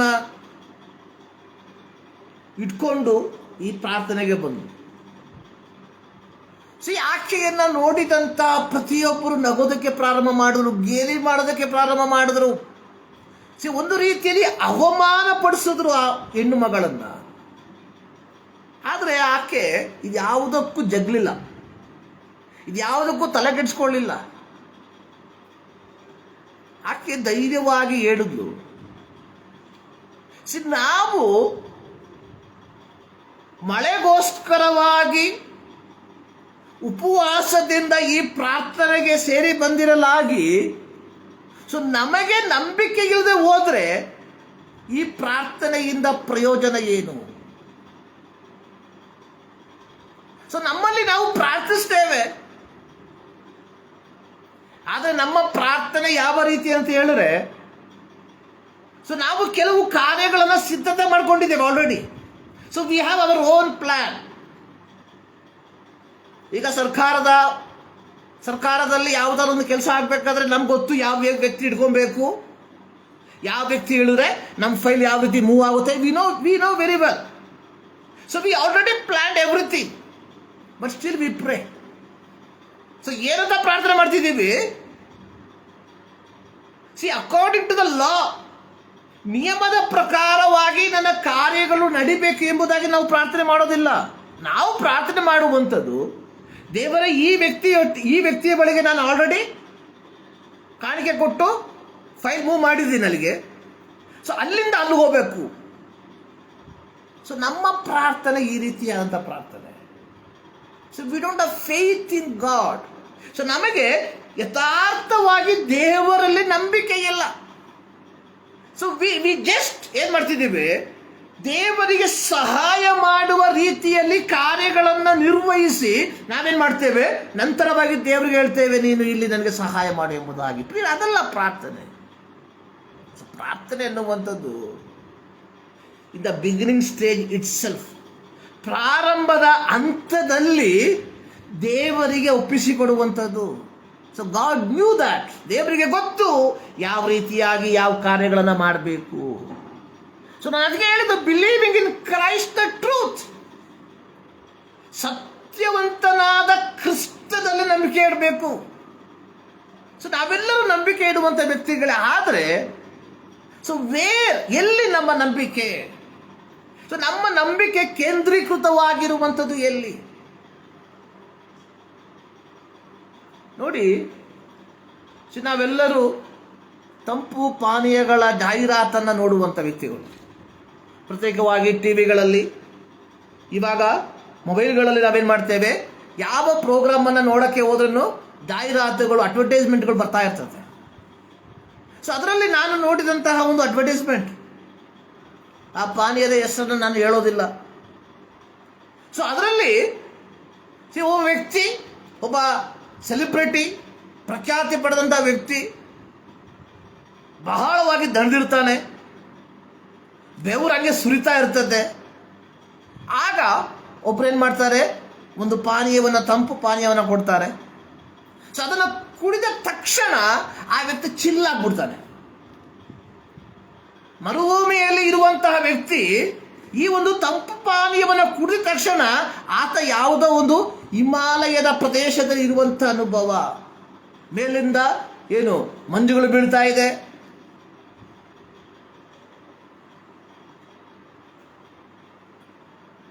ಪೋಸ್ಟ್ ಟ್ರೂತ್, ತಪ್ಪಾದ ಸತ್ಯ. ನೋಡಿ, ಈ ತಂಪು ಪಾನೀಯಗಳನ್ನು ಸೇವಿಸುವುದರಿಂದ ಮನುಷ್ಯನಿಗೆ ನಾನಾ ವಿಧವಾದಂತಹ ಆರೋಗ್ಯ ಹದಗೆಡುವಿಕೆ ಉಂಟಾಗ್ತದೆ ಎಂಬುದಾಗಿ ರಿಪೋರ್ಟ್ ಹೇಳ್ತಾ ಇದೆ. ಯಾವ ತಂಪು ಪಾನೀಯವನ್ನು ತೆಗೆದುಕೊಳ್ಳ್ರಿ, ಯಾವ ತಂಪು ಪಾನೀಯಗಳು ಕುಡಿದ್ರು ಪ್ರತ್ಯೇಕವಾಗಿ ಈ ಕಾಲಘಟ್ಟಗಳಲ್ಲಿ ಜನ ಏನಾಗ್ತಾರೆ, ಮಧುಮೇಹ ರೋಗಕ್ಕೆ ಒಳಗಾಗ್ತಾರೆ. ಯಾಕೆಂದರೆ ಇದರಲ್ಲಿ ಇರುವಂಥದ್ದು ಸಕ್ಕರೆಗಳು ಮಾತ್ರ. ಸೊ ಮನುಷ್ಯನ ಶರೀರಕ್ಕೆ ಹಾನಿಕರವಾದ ಸಕ್ಕರೆಗಳ ಪ್ರಮಾಣ ಅತಿ ಹೆಚ್ಚು ಇರುವಂಥ ಪಾನೀಯಗಳು. ಆದರೆ ಟಿ ವಿಯಲ್ಲಿ ತೋರಿಸುವಂಥದ್ದು ಏನು, ಈ ಪಾನೀಯ ಕುಡಿದ ತಕ್ಷಣ ಆತನಿಗೆ ಉದ್ವೇಗ ಆಗ್ತದೆ, ಆರೋಗ್ಯ ಆಗ್ತದೆ. ಸೊ ನಾವುಗಳೇನು ಮಾಡ್ತೇವೆ, ಸೊ ನಮಗೆ ಆದಂಥ ಸೆಲೆಬ್ರಿಟಿಗಳಿದ್ದಾರೆ. ಕ್ರೈಸ್ತರಾದ ನಮಗೆ ಪ್ರತ್ಯೇಕವಾಗಿ ಪೆಂತೆಕೋಸ್ಟ್ ವಿಶ್ವಾಸಿ ವೃಂದದವರಿಗೆ ಸಿನಿಮಾ ಕ್ಷೇತ್ರದಲ್ಲಿ ಸೆಲೆಬ್ರಿಟಿಗಳು ಇಲ್ಲದೆ ಹೋದ್ರೂ ಕ್ರೀಡಾ ಕ್ಷೇತ್ರಗಳ ಪ್ರತ್ಯೇಕವಾಗಿ ಕ್ರಿಕೆಟ್ಗಳಲ್ಲಿ ನಮಗೆ ತುಂಬ ಸೆಲೆಬ್ರಿಟಿಗಳಿದ್ದಾರೆ. ನನ್ನ ಸೆಲೆಬ್ರಿಟಿ ಇದು ಕುಡ್ದ ಅವರಿಗೆ ಆರೋಗ್ಯ ಆಯಿತು, ನಾನು ಕುಡಿತೀನಿ. ಆದರೆ what will happen, gradually it will spoil our health. ನಮ್ಮ ಶರೀರವನ್ನು, ನಮ್ಮ ಆರೋಗ್ಯವನ್ನು ಹದಗೆಡಿಸ್ತದೆ. ಸೊ ಇವತ್ತು ಅನೇಕರು ಯೇಸು ಕ್ರಿಸ್ತನನ್ನು ನಂಬಿರುವಂಥದ್ದು ಈ ರೀತಿಯಲ್ಲಿ. ನೋಡಿ, ಯೋಹಾನನ ಸುವಾರ್ತೆ 1ನೇ ಅಧ್ಯಾಯದ 11ನೇ ವಾಕ್ಯದಲ್ಲಿ ಬರೆಯಲ್ಪಟ್ಟಿರುವಂಥದ್ದು, ಆತನು ತನ್ನ ಸ್ವಾಸ್ಥ್ಯಕ್ಕೆ ಬಂದನು, ಆದರೆ ಸ್ವಂತ ಜನರು ಆತನನ್ನು ಅಂಗೀಕರಿಸಲಿಲ್ಲ. ಇದು ನಮ್ಮ ಕರ್ತನಾದ ಯೇಸು ಕ್ರಿಸ್ತನ ಕುರಿತಾಗಿ ಬರೆದಿರುವಂತಹ ಮಾತು. ಆತನು ತನ್ನ ಸ್ವಾಸ್ಥ್ಯಕ್ಕೆ ಬಂದನು. ನೋಡಿ, ಮಸ್ಸಿಯನ ಆಗಮನ, ಯೇಸು ಕ್ರಿಸ್ತನ ಆಗಮನ ಅನ್ನುವಂಥದ್ದು ಆದಿಕಾಂಡ 3ನೇ ಅಧ್ಯಾಯದ 15ನೇ ವಾಕ್ಯದಲ್ಲಿ ಪ್ರವಾದಿಸಲ್ಪಟ್ಟ ಪ್ರವಾದನೆಯಾಗಿತ್ತು. ಅಲ್ಲಿ ಸ್ಪಷ್ಟವಾಗಿ ಬರೆಯಲ್ಪಡದೇ ಇದ್ದಾಗ್ಯೂ ಯೆಶಾಯನ ಪ್ರವಾದನ ಗ್ರಂಥದಲ್ಲಿ, ಇಗೋ ಕನ್ನಿಕೆಯು ಗರ್ಭಿಣಿಯಾಗಿ ಒಬ್ಬ ಮಗನನ್ನು ಏರ್ತಾಳೆ, ಅವನಿಗೆ ಇಮ್ಯಾನುವೇಲ್ ಎಂದು ಹೆಸರಿಡುವುದು ಎಂಬುದಾಗಿ ಯೇಸುವಿನ ಜನನಕ್ಕಿಂತ ಮುಂಚಿತವಾಗಿ ಸುಮಾರು 700 ವರ್ಷಗಳ ಹಿಂದೆ ಮುಂಚಿತವಾಗಿ ಪ್ರವಾದಿಸಲ್ಪಟ್ಟಂಥದ್ದು. ಮಸ್ಸಿಯನ ಆಗಮನ ಅಚಾನಕ್ಕಾಗಿ ಉಂಟಾದದಲ್ಲ, ಇದು ದೈವಿಕ ನೇಮಿತವಾದಂತಹ ಕಾಲ. ಆದುದರಲ್ಲಿ ಅಪೊಸ್ತಲನಾದ ಪೌಲ ಗಲಾತ್ಯ ಪತ್ರಿಕೆಯಲ್ಲಿ ಹೇಳುವುದು, ಕಾಲವು ಸಮೀಪಿಸಿದಾಗ ದೇವರು ತನ್ನ ಕುಮಾರನಾದ ಯೇಸು ಕ್ರಿಸ್ತನನ್ನು ಲೋಕಕ್ಕೆ ಕಳುಹಿಸಿಕೊಟ್ಟ. ಇಲ್ಲಿ ಯೋಹಾನನು ಹೇಳುವಂಥದ್ದು, ಆತನು ತನ್ನ ಸ್ವಾಸ್ಥ್ಯಕ್ಕೆ ಬಂದನು, ಆದರೆ ಸ್ವಂತ ಜನರು ಯಾರು? ಇಸ್ರಾಯೇಲ್ಯರು ಆತನನ್ನು ಅಂಗೀಕರಿಸಲಿಲ್ಲ. ಇದಕ್ಕೆ ಕಾರಣ ಅನ್ನುವಂಥದ್ದು, ಅಂದಿನ ಯಹೂದಿ ರಬ್ಬಿಗಳು ಜನರಿಗೆ ಕಲಿಸುತ್ತಿದ್ದಂಥದ್ದು, ಮಸ್ಸಿಯ ಬರ್ತಾನೆ, ಮಸ್ಸಿಯ ವಿಲ್ ಕಮ್. ಆದರೆ ಅವರು ಎದುರು ನೋಡುತ್ತಿದ್ದ ಮಸ್ಸಿಯ ಅನ್ನುವಂಥದ್ದು ಅಕ್ಷರಿಕವಾಗಿ ರೋಮನ್ ಸಾಮ್ರಾಜ್ಯವನ್ನು ಬುಡಬೇಲು ಮಾಡಿ ಅಕ್ಷರಿಕವಾದಂತಹ ಇಸ್ರಾಯೇಲ್ ಸಾಮ್ರಾಜ್ಯವನ್ನ ಲೋಕದಲ್ಲಿ ಸ್ಥಾಪಿಸುವಂತಹ ವ್ಯಕ್ತಿ ಎಂಬುದಾಗಿ. ನೋಡಿ, ಅಂದಿನ ರಬ್ಬಿಗಳು ಮಸೀಯನ ಆಗಮನದ ಕುರಿತಾಗಿ ಸತ್ಯವೇದದಲ್ಲಿ ಬರೆಯಲ್ಪಟ್ಟಾಗ್ಯೂ ಅದನ್ನು ಸರಿಯಾಗಿ ಗ್ರಹಿಸದೆ, ಅದನ್ನು ಸರಿಯಾಗಿ ಇಂಟರ್ಪ್ರೆಟ್ ಮಾಡದೆ ಜನರಿಗೆ ಕಲಿಸಿದಂಥದ್ದು, ಮಸ್ಸಿಯ ಬರ್ತಾದ, ಮಸ್ಸಿಯ ವಿಲ್ ಕಮ್. ಬಟ್ ಬರುವಂತ ಮಸ್ಸಿಯ ಯಾರಾಗಿರ್ತಾನೆ ಅಂತ ಹೇಳಿದ್ರೆ, ಈ ರೋಮನ್ ಸಾಮ್ರಾಜ್ಯವನ್ನ ಕಿತ್ತಾಕಿ ತಾನು ರಾಜನಾಗಿ ಯಹೂದ್ಯರಿಗೆ ಒಂದು ಅಕ್ಷರಿಕವಾದ ರಾಜ್ಯವನ್ನು ಸ್ಥಾಪಿಸುವ ವ್ಯಕ್ತಿ ಎಂಬುದಾಗಿ. ಆದುದರಿಂದಲೇ ಯೇಸು ಸ್ವಾಮಿ ಯೆರೂಸಲೇಮ್ ಪಟ್ಟಣವನ್ನು ಪ್ರವೇಶಿಸುವಂತಹ ಸಂದರ್ಭದಲ್ಲಿ ಜನ ಕೂಗಿದ್ದು, ಹೋಸನ್ನ ಹೋಸನ್ನ. ಇದೇ ಜನ 7 ದಿನ ಆದ್ಮೇಲೆ ಕೂಗ್ತಾ ಇದ್ರೆ, ಕ್ರೂಸಿಫಾಯಿಮ್ ಕ್ರೂಸಿಫಾಯಿಮ್, ಅವನನ್ನು ಶಿಲುಬೆಗೆ ಹಾಕಿಸು. ಕಾರಣ ನಾವು ಎದುರು ನೋಡಿದ್ದು ಅಕ್ಷರಿಕವಾದ ಒಬ್ಬ ರಾಜನನ್ನ. ಆದರೆ ತಂದೆಯಾದ ದೇವರು ಲೋಕಕ್ಕೆ ಕಳುಹಿಸಿದ್ದು ಆಧ್ಯಾತ್ಮಿಕವಾದ ಒಬ್ಬ ರಾಜನನ್ನ.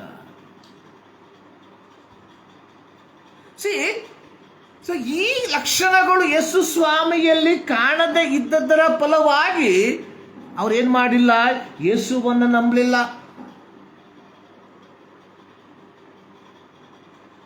ನೋಡಿ, ಯೇಸು ಸ್ವಾಮಿಯ ಸಂಗಡ 3.5 ವರ್ಷ ಸಂಚಾರ ಮಾಡಿದಂತಹ ಶಿಷ್ಯರು, ಯೇಸು ಮಾಡಿದಂಥ ಅದ್ಭುತಗಳನ್ನ, ಸೂಚಕ ಕಾರ್ಯಗಳನ್ನ ನೋಡಿದಂತಹ ಶಿಷ್ಯರು, ಆತನು ಪರಲೋಕಕ್ಕೆ ಒಯ್ಯಲ್ಪಡುವುದಕ್ಕಿಂತ ಮುಂಚಿತವಾಗಿ ಅಪೊಸ್ತಲರ ಕೃತ್ಯ 1ನೇ ಅಧ್ಯಾಯ 7ನೇ ವಾಕ್ಯದಲ್ಲಿ ಒಂದು ಪ್ರಶ್ನೆಯನ್ನು ಕೇಳ್ತಾ ಇದ್ದಾರೆ, ನೀನು ಇದೇ ಕಾಲದಲ್ಲಿ ಇಸ್ರಾಯೇಲ್ಯರಿಗೆ ರಾಜ್ಯವನ್ನು ತಿರುಗಿ ಸ್ಥಾಪಿಸಿ ಕೊಡ್ತೀಯಾ? ಇವರೆಲ್ಲರೂ ಬಯಸುವಂಥದ್ದು, ಎದುರು ನೋಡುವಂಥದ್ದು ಏನಾಗಿತ್ತು? ಒಂದು ಅಕ್ಷರಿಕವಾದಂತಹ ಒಂದು ಸಾಮ್ರಾಜ್ಯವನ್ನ. ಆದರೆ ಯೇಸು ಸ್ವಾಮಿ ಬಂದಂಥದ್ದು ಕೇವಲ ಇಸ್ರಾಯೇಲ್ಯರಿಗೆ ಒಂದು ಅಕ್ಷರಿಕವಾದ ಸಾಮ್ರಾಜ್ಯವನ್ನು ಸ್ಥಾಪಿಸುವುದಕ್ಕೋಸ್ಕರವಾಗಿ ಅಲ್ಲ. ಬದಲಾಗಿ ಇಡೀ ಮನುಕುಲವನ್ನ ಅವರ ಪಾಪಗಳಿಂದ ಬಿಡುಗಡೆ ಮಾಡಿ ಪರಲೋಕ ಸಾಮ್ರಾಜ್ಯದ ಸಹ ಸದಸ್ಯರನ್ನಾಗಿ ಮಾರ್ಪಡಿಸುವುದಕ್ಕೋಸ್ಕರವಾಗಿ. ಅದರಿಂದನೇ ಹೇಳಿದ್ದು, believe in Christ the truth. ಸತ್ಯವಾದಂತಹ ಕ್ರಿಸ್ತನಲ್ಲಿ ನೀವು ನಂಬಿಕೆ ಇಡಬೇಕು. ಇವತ್ತು ನಾವು ನಂಬಿಕೆ ಇಡುವಂತಹದ್ದು ಏನಾಗಿದೆ?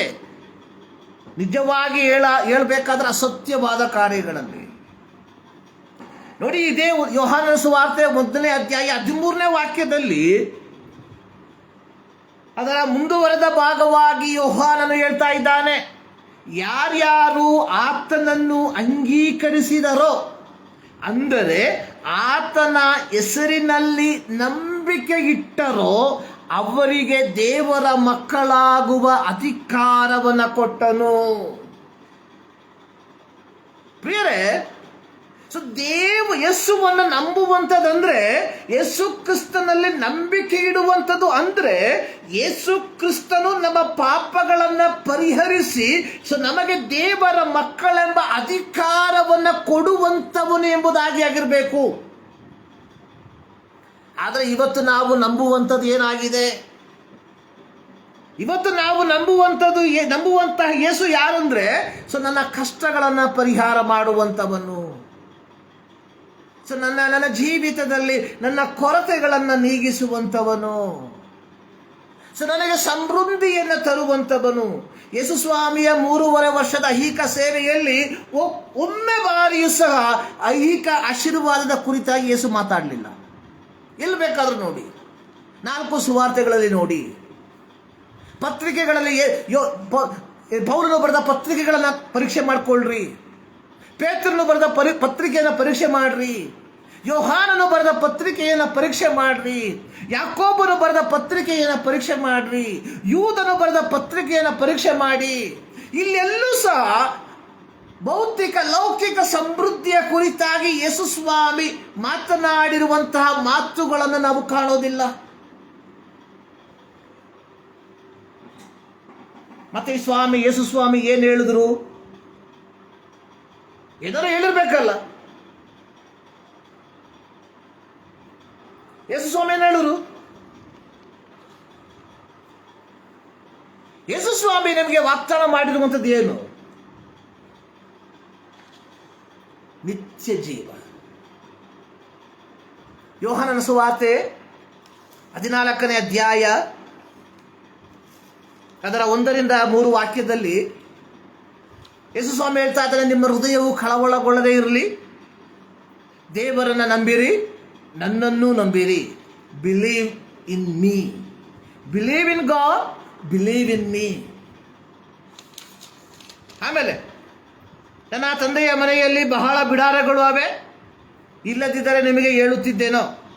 ನಿಮಗೆ ಸ್ಥಳವನ್ನು ಸಿದ್ಧ ಮಾಡುವುದಕ್ಕೆ ಹೋಗ್ತಾ ಇದ್ದೇನೆ.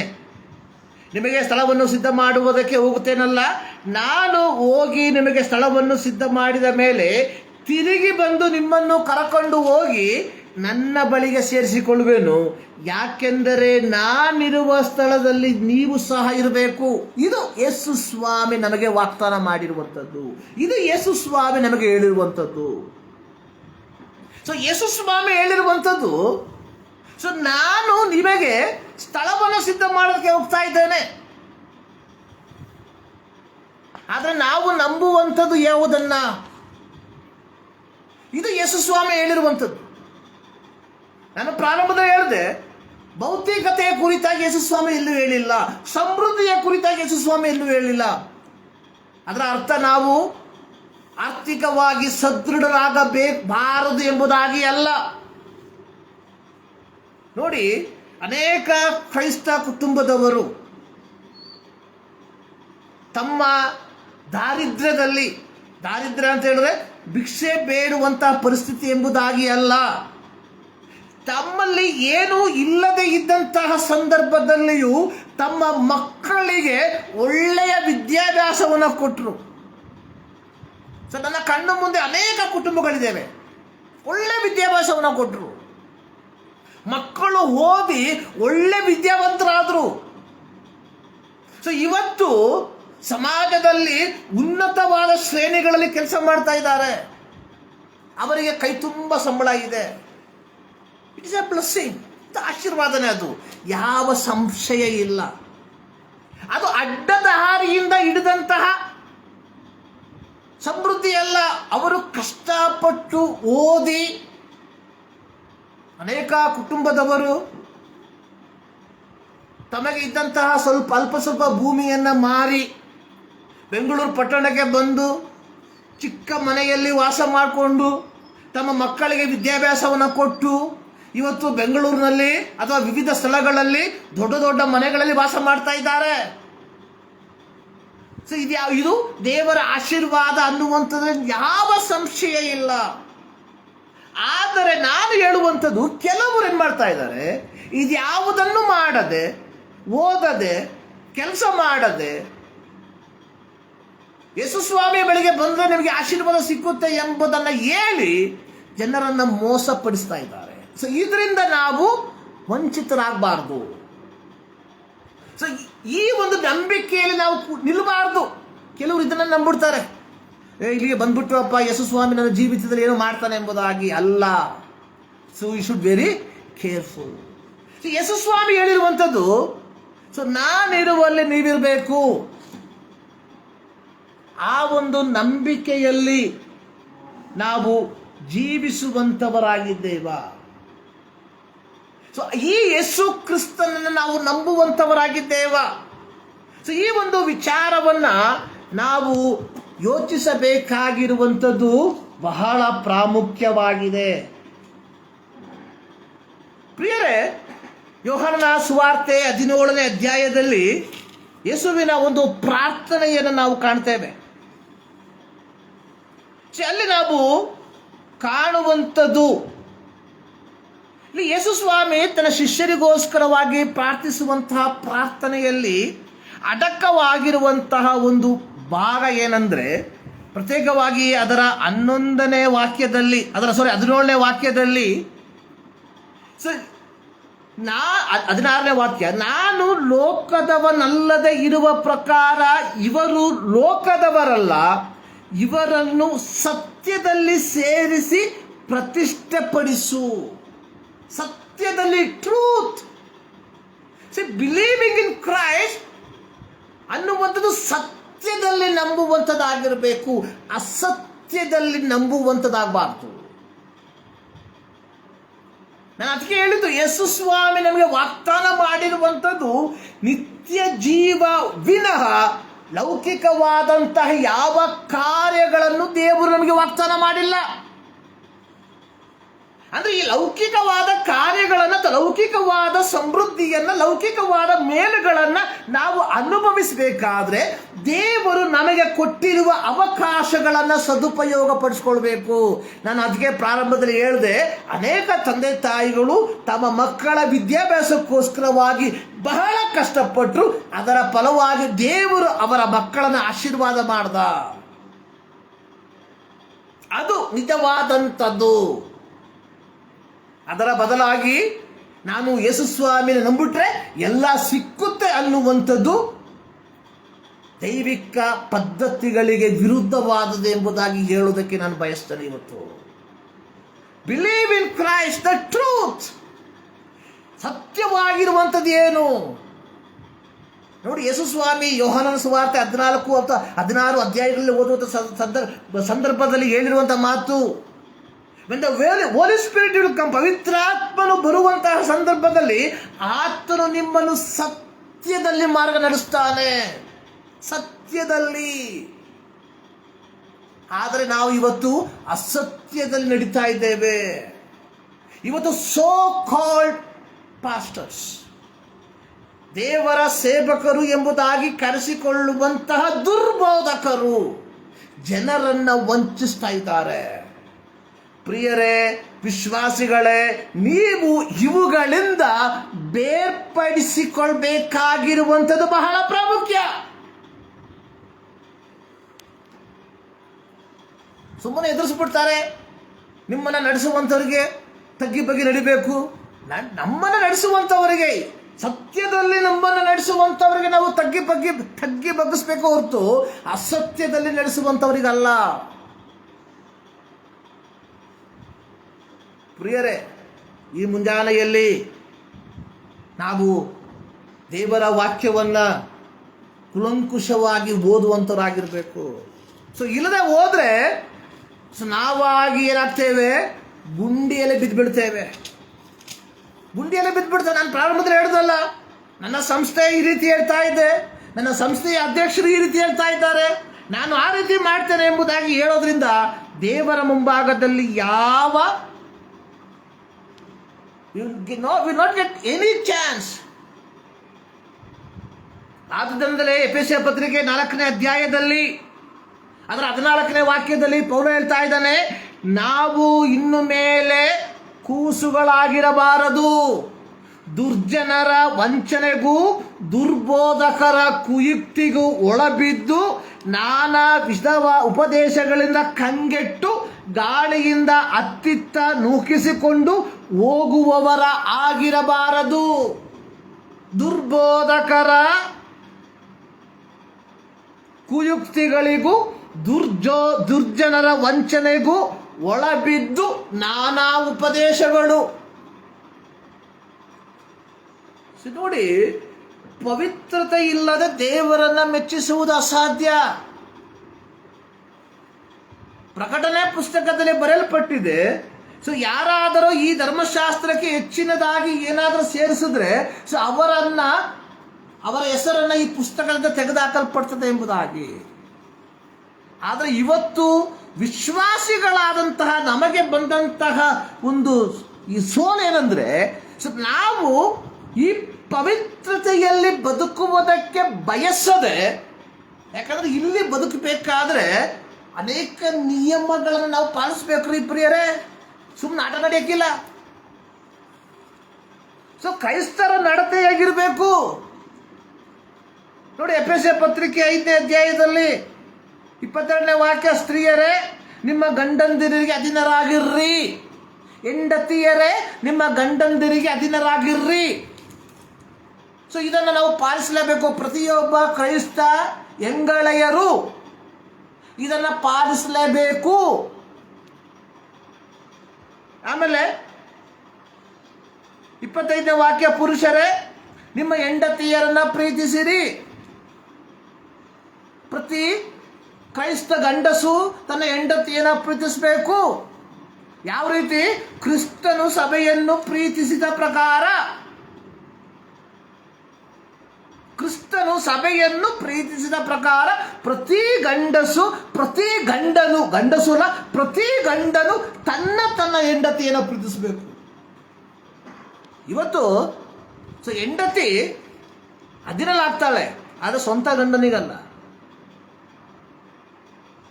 ಗಂಡಸು ಪ್ರೀತಿಸ್ತಾನೆ, ಆದರೆ ಸ್ವಂತ ಹೆಂಡತಿಗಲ್ಲ.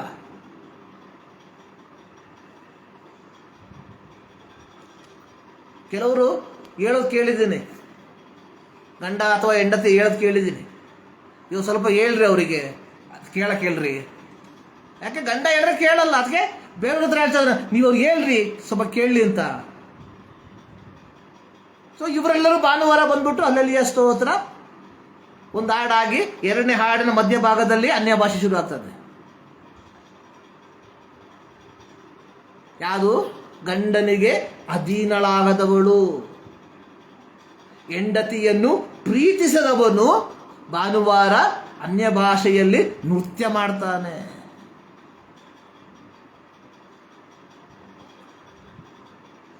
ಇವತ್ತು ಬೇಕಾದ್ರೆ ನಿಮ್ಮ ಸಭೆಗಳಲ್ಲಿ ನೀವು 1 ನಿಮಿಷ ಕಣ್ ತೆಗೆದು ನೋಡಿ. ಗೊತ್ತಲ್ಲ, ನಮ್ಮ ವಿಶ್ವಾಸಿಗಳ ಜೀವನ ಚರಿತ್ರೆ ನಮಗೆ ಗೊತ್ತು. Historical background, we know everything, everybody's. Not only in our church, most of the people they know the entire organisations history. But ಭಾನುವಾರದ ಡ್ರಾಮಾ ನೋಡ್ತೀರಾ, ಬಬ್ಬ ದೇವರಿಗೆ ನಾಚಿಕೆ ಆಗ್ಬಿಡ್ತದೆ. ಅಲ್ಲಿ ನಾವು ಯೇಸು ಸ್ವಾಮಿಯ ಶಿಲುಬೆಯ ಮರಣದ ಸಂದರ್ಭದಲ್ಲಿ ತಂದೆ ತನ್ನ ಮುಖವನ್ನು ಮರ ಮಾಡಿದ ಎಂಬುದಾಗಿ ಒಂದು ವಾಕ್ಯ ಬರೆಯಲ್ಪಟ್ಟಿದೆ. ಭಾನುವಾರ ಆಗ್ಬಿಟ್ರೆ ಯೇಸು ಸ್ವಾಮಿ ತನ್ನ ಮುಖದ ಮುಂದೆ ಮಂಡಾಸವನ್ನು ಹಾಕ್ಬಿಡ್ತಾನೆ. ಯಾಕೆಂದ್ರೆ ಅಂಥ ಡ್ರಾಮಾಗಳು ನಡೀತಾ ಇದೆ ನಮ್ಮ ಸಭೆಗಳಲ್ಲಿ. ಆಮೇಲೆ ಏನು ಮಾಡ್ಬೇಕಂತೆ? ಮಕ್ಕಳೇ ನಿಮ್ಮ ತಂದೆ ತಾಯಿಗಳ ಮಾತನ್ನ ಕೇಳ್ರಿ. ಅದು ಮಾತ್ರ ನಡೆಯಲ್ಲ. ಅವ್ರು ಹೇಳ್ತಾರೆ ಯುವರ್ 90s, ನೀವು 90ನೇ ಕಾಲದವರು. ನಾವು ಹೇಳ್ತಾ ಇದ್ವಿ your 70s. So when we are in ನಾವು 20 ವಯಸ್ಸಿರ್ಬೇಕಾದ್ರೆ ಅಥವಾ ನಾವು 15 ವಯಸ್ಸಿರ್ಬೇಕಾದ್ರೆ ನಮ್ಮ ಅಪ್ಪಂದಿರನ್ನ ನೋಡಿ ನಾವು ಹೇಳ್ತಾ, ಅಯ್ಯೋ ನೀನು 70ನೇ ಕಾಲದವನಪ್ಪ, ನಿನಗೇನು ಗೊತ್ತು ಮಾಡಿದ್ರು ಮಾರಾಯ ಅನ್ನೋ ಥರ ಇವತ್ತಿನ ಮಕ್ಕಳು ಹೇಳ್ತಾರೆ ಯು ಪೀಪಲ್ 90s, ನೀವು 90ರವರು, ನೀವು 70ರವರು. ನಾನು 70ನೇ ಕಾಲದವನು, 75 ನನಗೆ.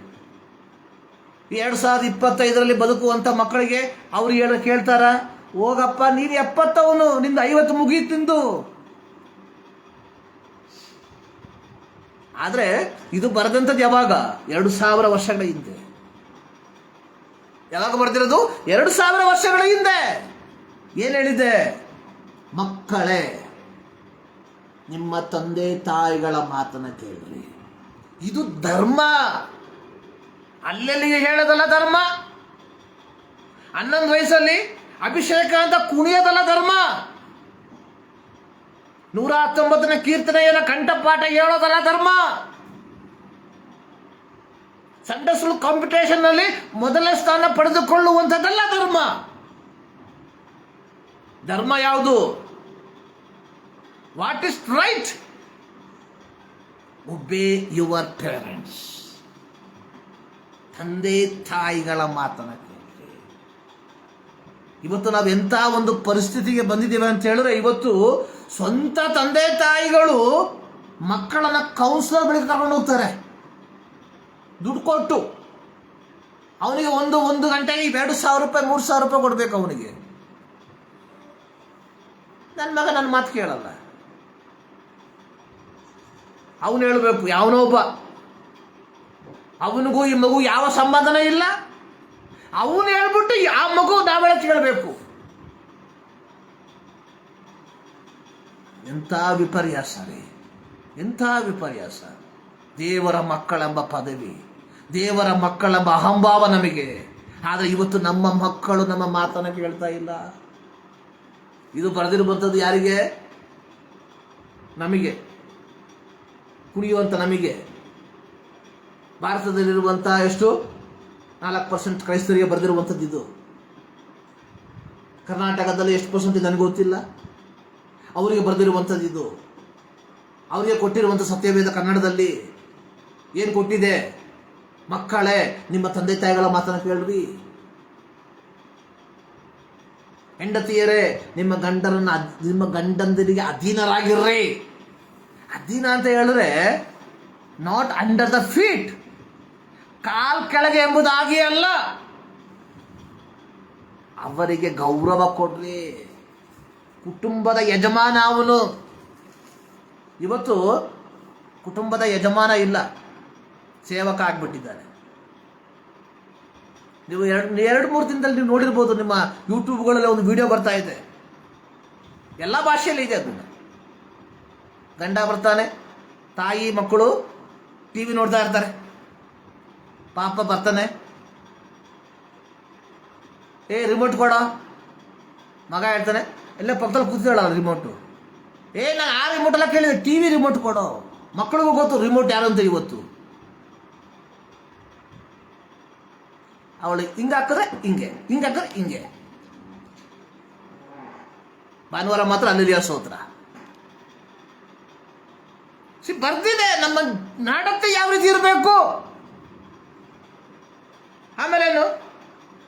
ತಂದೆಗಳೇ, ನಿಮ್ಮ ಮಕ್ಕಳಿಗೆ ಕೋಪ ಎಬ್ಬಿಸದೆ, ಅದು ಇದೆ ನೋಡಿ, ಬಾಲ ಶಿಕ್ಷೆಯನ್ನ ಕೊಟ್ಟು ಸಾಕಬೇಕು. ನಾವು ಸುಮ್ಮನೆ ಕೇಳ್ತಾ ಇರ್ತೇವೆ ಮಕ್ಕಳನ್ನ. ಹಳೆ ಒಡಂಬಡಿಕೆಯಲ್ಲಿ ಮೋಶೆಯ ಮೂಲಕವಾಗಿ ಇಸ್ರಾಯೇಲ್ ಮಕ್ಕಳಿಗೆ ದೇವರು ಹೇಳಿದಂಥದ್ದು, ನಿಮ್ಮ ಮಕ್ಕಳಿಗೆ ಇವುಗಳ ವಿಷಯದಲ್ಲಿ ಮಾತಾಡಬೇಕು. Teach them. ಜ್ಞಾನೋಕ್ತಿಗಳಲ್ಲಿ ಜ್ಞಾನಿಗಳಲ್ಲಿ ಜ್ಞಾನಿಯಾದ ಸೊಲೊಮೋನ ಹೇಳ್ತಾ ಇದ್ದಾನೆ, ನಡೆಯಬೇಕಾದ ಮಾರ್ಗಕ್ಕೆ ತಕ್ಕಂತೆ ಹುಡುಗನನ್ನು ಶಿಕ್ಷಿಸು, ಮುಪ್ಪಿನಲ್ಲಿಯೇ ಓರೆಯಾಗನು. ನೋಡಿ, 60s ಅಲ್ಲಿ 70s ಅಲ್ಲಿ ಹುಟ್ಟಿದಂತಹ ಅಥವಾ ಆ ಕಾಲದಲ್ಲಿ ಇದ್ದಂತಹ ವ್ಯಕ್ತಿಗಳು ತಮ್ಮ ಮಕ್ಕಳನ್ನು ಸಾಕಿದರ ಫಲವಾಗಿ ಇವತ್ತು ಆ 90s ಅಲ್ಲಿ ಹುಟ್ಟಿದಂಥ ಮಕ್ಕಳು ಅಥವಾ 80s ಅಲ್ಲಿ ಹುಟ್ಟಿದಂಥ ಮಕ್ಕಳು ಆ ತಂದೆ ತಾಯಿಗಳನ್ನು ಸಾಕ್ತಾ ಇದ್ದಾರೆ. ಆದರೆ ನಾವು, ದೇವರಿಗೆ ಗೊತ್ತು, ನನಗೂ 3 ಜನ ಇದ್ದಾರೆ.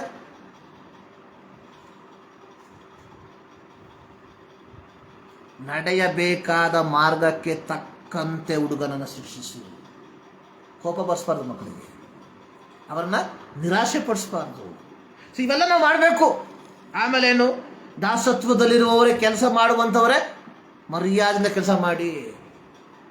ಅಪ್ಪಿತಪ್ಪಿ ಯಾವುದಾದ್ರೂ ಒಬ್ಬ ಪೆಂತೆಕೋಸ್, ಒಬ್ಬ ವಿಶ್ವಾಸಿ ಒಂದು ಕಂಪ್ನಿಯನ್ನು ಶುರು ಮಾಡಿ ಆ ಕಂಪನಿಗೆ ಅದೇ ಸಭೆಯ ಒಬ್ಬ ವಿಶ್ವಾಸಿಯನ್ನು ಕೆಲಸಕ್ಕೆ ಸೇರಿಸ್ಕೊಂಡ್ಬಿಟ್ರೆ ಅವನ ಗತಿ ಅದೋ ಗತಿ. ನಾನು 1999ರಿಂದ 2005 ತನಕ ದುಬೈಯಲ್ಲಿ ಕೆಲಸ ಮಾಡ್ತಾ ಇದ್ದೆ.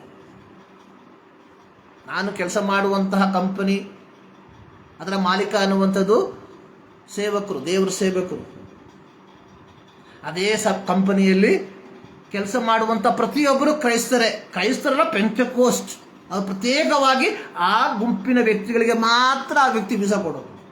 ಸೊ ನಾನು ಆ ಗುಂಪಿಗೆ ಸೇರಿದ್ದೆ, ನನಗೂ ವೀಸಾ ಸಿಕ್ತು. ಸ್ವಲ್ಪ ವರ್ಷ ಆಯಿತು. ಅದರಿಂದ ಒಬ್ಬ ವ್ಯಕ್ತಿ ಹೊರಗೋದ, ಆ ಕಂಪ್ನಿಯಿಂದ ಹೊರಗೋಗಿ ಸ್ವಂತವಾಗಿ ಒಂದು ಚಿಕ್ಕ ಒಂದು ಕಂಪ್ನಿ, ಒಂದು ಕೆಲಸವನ್ನು ಪ್ರಾರಂಭ ಮಾಡಿದ. ಸ್ವಂತದವರು, ಬೇರೆ ಯಾರೂ ಅಲ್ಲ. ಸೊ ಮುಂದಿನ ಶುಕ್ರವಾರ, ಆ ಶುಕ್ರವಾರದ ಸಾಕ್ಷಿಯ ಸಂದರ್ಭದಲ್ಲಿ ಹಾಡಿದಂಥ ಹಾಡು, ಸೊ ಮಲಯಾಳದಲ್ಲಿ, ಪರಾಹೋನು ಜ್ಞಾನಿ ನೀ ಅಡಿಮೆಯಲ್ಲ, ಪರಾಮಸಿಯೋನು ಜ್ಞಾನನ್ಯನಲ್ಲ. ಏನು, ಇನ್ನು ಪರೋಹನನಿಗೆ ನಾನು ದಾಸನಲ್ಲ. ಯಾರು, ಯಾವ ವ್ಯಕ್ತಿ ಅನೇಕ ವರ್ಷಗಳ ಹಿಂದೆ ಈ ವ್ಯಕ್ತಿಯನ್ನ ಗಲ್ಫಿಗೆ ಕರ್ಕೊಂಡ್ಬಂದು ಕೆಲಸ ಕೊಟ್ಟು ಸಂಬಳ ಕೊಟ್ಟು ಸಾಕಿದ್ನೋ, ಆ ವ್ಯಕ್ತಿಯಿಂದ ಹೊರ ಹೋದಂತಹ ಸಂದರ್ಭದಲ್ಲಿ ಆಡಿದಂಥದ್ದು ಭಾರಿ ಕಷ್ಟ ಇರುತ್ತೆ. ಆದರೆ ಬೈಬಲ್ ಹೇಳ್ತಾ ಇದೆ, ಕೆಲಸ ಮಾಡುವಂಥವರೇ ನೀವು ನಿಮ್ಮ ಯಜಮಾನರು ನೋಡುವ ಸಂದರ್ಭದಲ್ಲಿ ಮಾತ್ರ ಕೆಲಸ ಮಾಡದೆ, ನೀವು ಮನುಷ್ಯರಿಗೋಸ್ಕರ ಅಲ್ಲ, ದೇವರಿಗೋಸ್ಕರ ಕೆಲಸ ಮಾಡ್ರಿ. ಪ್ರತಿಯೊಬ್ಬ ಕ್ರೈಸ್ತ, ನಾವೆಲ್ಲರೂ ಒಂದಲ್ಲ ಒಂದು ಕಂಪನಿಗಳಲ್ಲಿ ಕೆಲಸ ಮಾಡ್ತಾ ಇದ್ದೇವೆ, ಅಥವಾ ಮನೆಗಳಲ್ಲಿ ಕೆಲಸ ಮಾಡುವಂಥವ್ರಿದ್ದಾರೆ. ಆದರೆ ನೀವೇನು ಮಾಡಬೇಕು, ನಂಬಿಗಸ್ತರಾಗಿರ್ಬೇಕು. ಸೊ ಒಬ್ಬ ಕ್ರೈಸ್ತ ತನ್ನ ಕೆಲಸದಲ್ಲಿ ನಂಬಿಗಸ್ತರಾಗಿರ್ಬೇಕು. ಆಮೇಲೆ ಹೇಳ್ತಾರೆ, ಯಜಮಾನ್ರೆ ನಿಮ್ಮ ದಾಸರ ವಿಷಯದಲ್ಲಿ ಒಳ್ಳೆ ರೀತಿ ನಡ್ಕೊಳ್ಳಿ, ಅವ್ರು ನಿಮ್ಮ ಗುಲಾಮರಲ್ಲ. ಸೊ ಕೆಲವು ಯಜಮಾನರಿದ್ದಾರೆ, ಕ್ರೈಸ್ತ ಯಜಮಾನರು, ಅವರ ತಮ್ಮ ಸಹೋದರರು ಏನು ಮಾಡ್ತಾರೆ, ಗುಲಾಮರಕ್ಕಿಂತ ಕೀಳಾಗಿ ಕಾಣ್ತಾರೆ. ಸೊ ನಾನಿಲ್ಲ ಅಂದರೆ ನೀನು ಬದುಕ್ತಾನೆ ಇಲ್ಲ ಎಂಬುದಾಗಿ ಹೇಳ್ತಾರೆ. ಪ್ರಿಯರಲ್ಲ, ನಮ್ಮ ನಡತೆ ಯಾವ ರೀತಿ ಇರಬೇಕು ಎಂಬುದು ಸ್ಪಷ್ಟವಾಗಿ ಇದರಲ್ಲಿ ಬರೆಯಲ್ಪಟ್ಟಿದೆ. ಸೊ ಇವೆಲ್ಲ ಪ್ರಕಾರವಾಗಿ ನಡೆಯುವಂಥದ್ದು ಕ್ರಿಸ್ತನಲ್ಲಿ ನಂಬಿಕೆ ಇಡುವಂಥದ್ದಾಗಿದೆ. ಇದೆಲ್ಲವನ್ನು ನಾವೇನು ಮಾಡಬೇಕು, ನಮ್ಮ ಜೀವಿತದಲ್ಲಿ ಅಳವಡಿಸ್ಕೊಳ್ಬೇಕು. ಸೊ ಇಲ್ಲಿ ಅಪೊಸ್ತಲನಾದ ಪೌಲ ಎಫೆಸ ಪತ್ರಿಕೆಯಲ್ಲಿ ಹೇಳಿರುವಂಥದ್ದು ಏನು, ಸೊ ನೀವು ದುರ್ಜನರ ವಂಚನೆಗೂ ದುರ್ಬೋಧಕರ ಕುಯುಕ್ತಿಗೂ ಒಳಬಿದ್ದು ನಾನಾ ಉಪದೇಶಗಳಿಂದ ಕಂಗೆಟ್ಟು ಅಲಿಬಾರ್ದು, ಬದಲಾಗಿ ಪ್ರೀತಿಯಿಂದ ಸತ್ಯವನ್ನನುಸರಿಸುತ್ತಾ ಬೆಳೆದು ಎಲ್ಲ ವಿಷಯಗಳಲ್ಲಿ ಕ್ರಿಸ್ತನ ಐಕ್ಯವನ್ನು ಹೊಂದುತ್ತಾ ಬರಬೇಕು. ನೋಡಿ, ಪ್ರೀತಿಯಿಂದ ಸತ್ಯವನ್ನನುಸರಿಸುತ್ತಾ, ಅದೇ important. Truth is important. So ಕ್ರಿಸ್ತನನ್ನು ನಂಬುವಂಥದ್ದಂದ್ರೆ ಸತ್ಯವಾದಂತಹ ಕ್ರಿಸ್ತನನ್ನು ನಂಬಬೇಕು. ಇವತ್ತು ನಾವು ಸಾರುವಂಥದ್ದು ಯಾವುದು, ಅಸತ್ಯವಾದಂತಹ ಕಾರ್ಯಗಳನ್ನ. ಅದಕ್ಕೆ ಅಪೊಸ್ತಲನಾದ ಪೌಲ ಹೇಳ್ತಾ ಇದ್ದಾನೆ, ಗಲಾತ್ಯ ಪತ್ರಿಕೆಯಲ್ಲಿ ಹೇಳ್ತಾ ಇದ್ದಾನೆ, ಎಲೆ ಬುದ್ಧಿ ಇಲ್ಲದ ಗಲಾತ್ಯದವರೇ, ಯಾರು ನಿಮ್ಮನ್ನು ಮರಳುಗೊಳಿಸಿದರು? ಯಾಕಂದ್ರೆ ಅಲ್ಲಿ ಏನಾಯ್ತು, ಸೊ ನಂಬಿಕೆಯ ಮೂಲಕ ರಕ್ಷಣೆ, ಸಾಲ್ವೇಷನ್ ಬೈ ಗ್ರೇಸ್. ಆದರೆ ಕೆಲವು ಯಹೂದ ಮತಾವಲಂಬಿಗಳು ಕ್ರಿಸ್ತನನ್ನು ಅಂಗೀಕರಿಸಿದಂತ ಅವರು ಏನು ಮಾಡಿದ್ರು, ಕೇವಲ ನಂಬಿಕೆ ಸಾಲದು, ಕ್ರಿಯೆ ಬೇಕು. ನೀವು ರಕ್ಷಣೆ ಹೊಂದಬೇಕಾದ್ರೆ ನೀವೇನು ಮಾಡಬೇಕು, ಸುನ್ನತಿ ಮಾಡ್ಕೊಬೇಕು.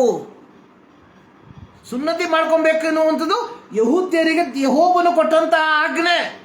ಆ ಆಜ್ಞೆ ನೀವು ಅನುಸರಿಸಬೇಕು. ಅದು ಮಾತ್ರವಲ್ಲ, ನೀವು ಮೋಶೆಯ ಧರ್ಮಶಾಸ್ತ್ರವನ್ನು ಅನುಸರಿಸಬೇಕು ಎಂಬುದಾಗಿ ಏನು ಮಾಡಿದ್ರು, ಜನರ ಮನಸ್ಸನ್ನು ಕಳಕೊಬಿಟ್ರು. ಇಲ್ಲಿ ಪೌಲ ಹೇಳ್ತಾ ಇದ್ದಾನೆ, ಎಲೆ ಬುದ್ಧಿ ಇಲ್ಲದ ಗಲಾತ್ಯದವರೇ, ಯಾರು ನಿಮ್ಮನ್ನು ಮೋಸಗೊಳಿಸಿದ್ರು? ಪ್ರಿಯರೇ, ನಮ್ಮ ಸಂಸ್ಥೆ, ನಮ್ಮ ಸಭೆ ನಮ್ಮನ್ನ ರಕ್ಷಣೆಗೆ ನಡೆಸೋದಿಲ್ಲ.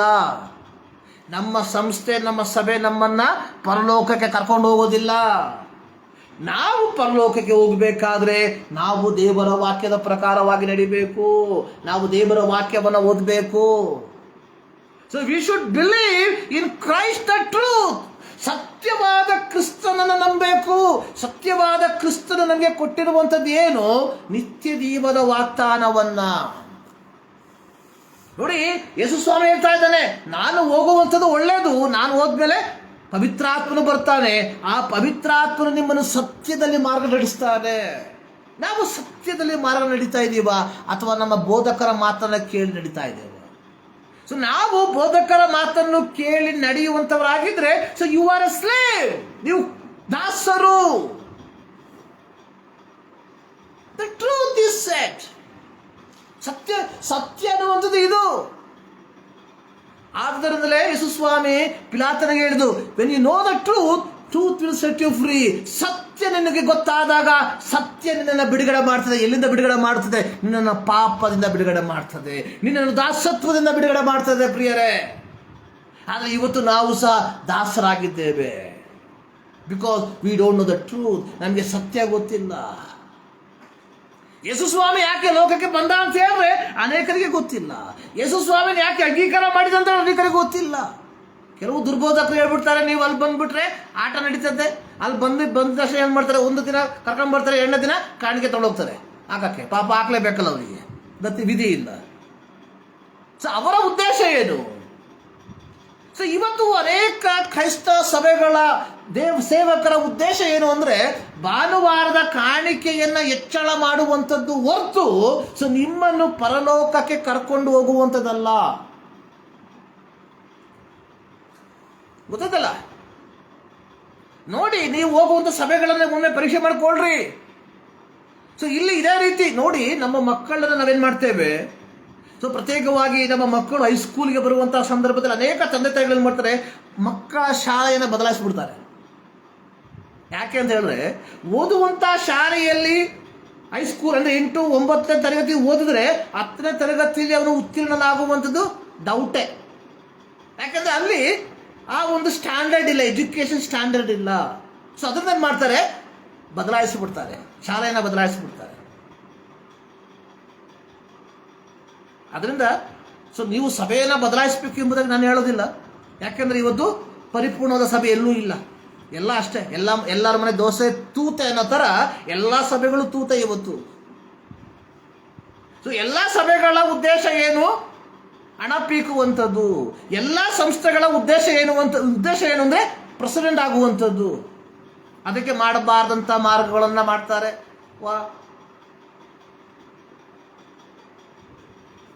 ಇಲ್ಲಿ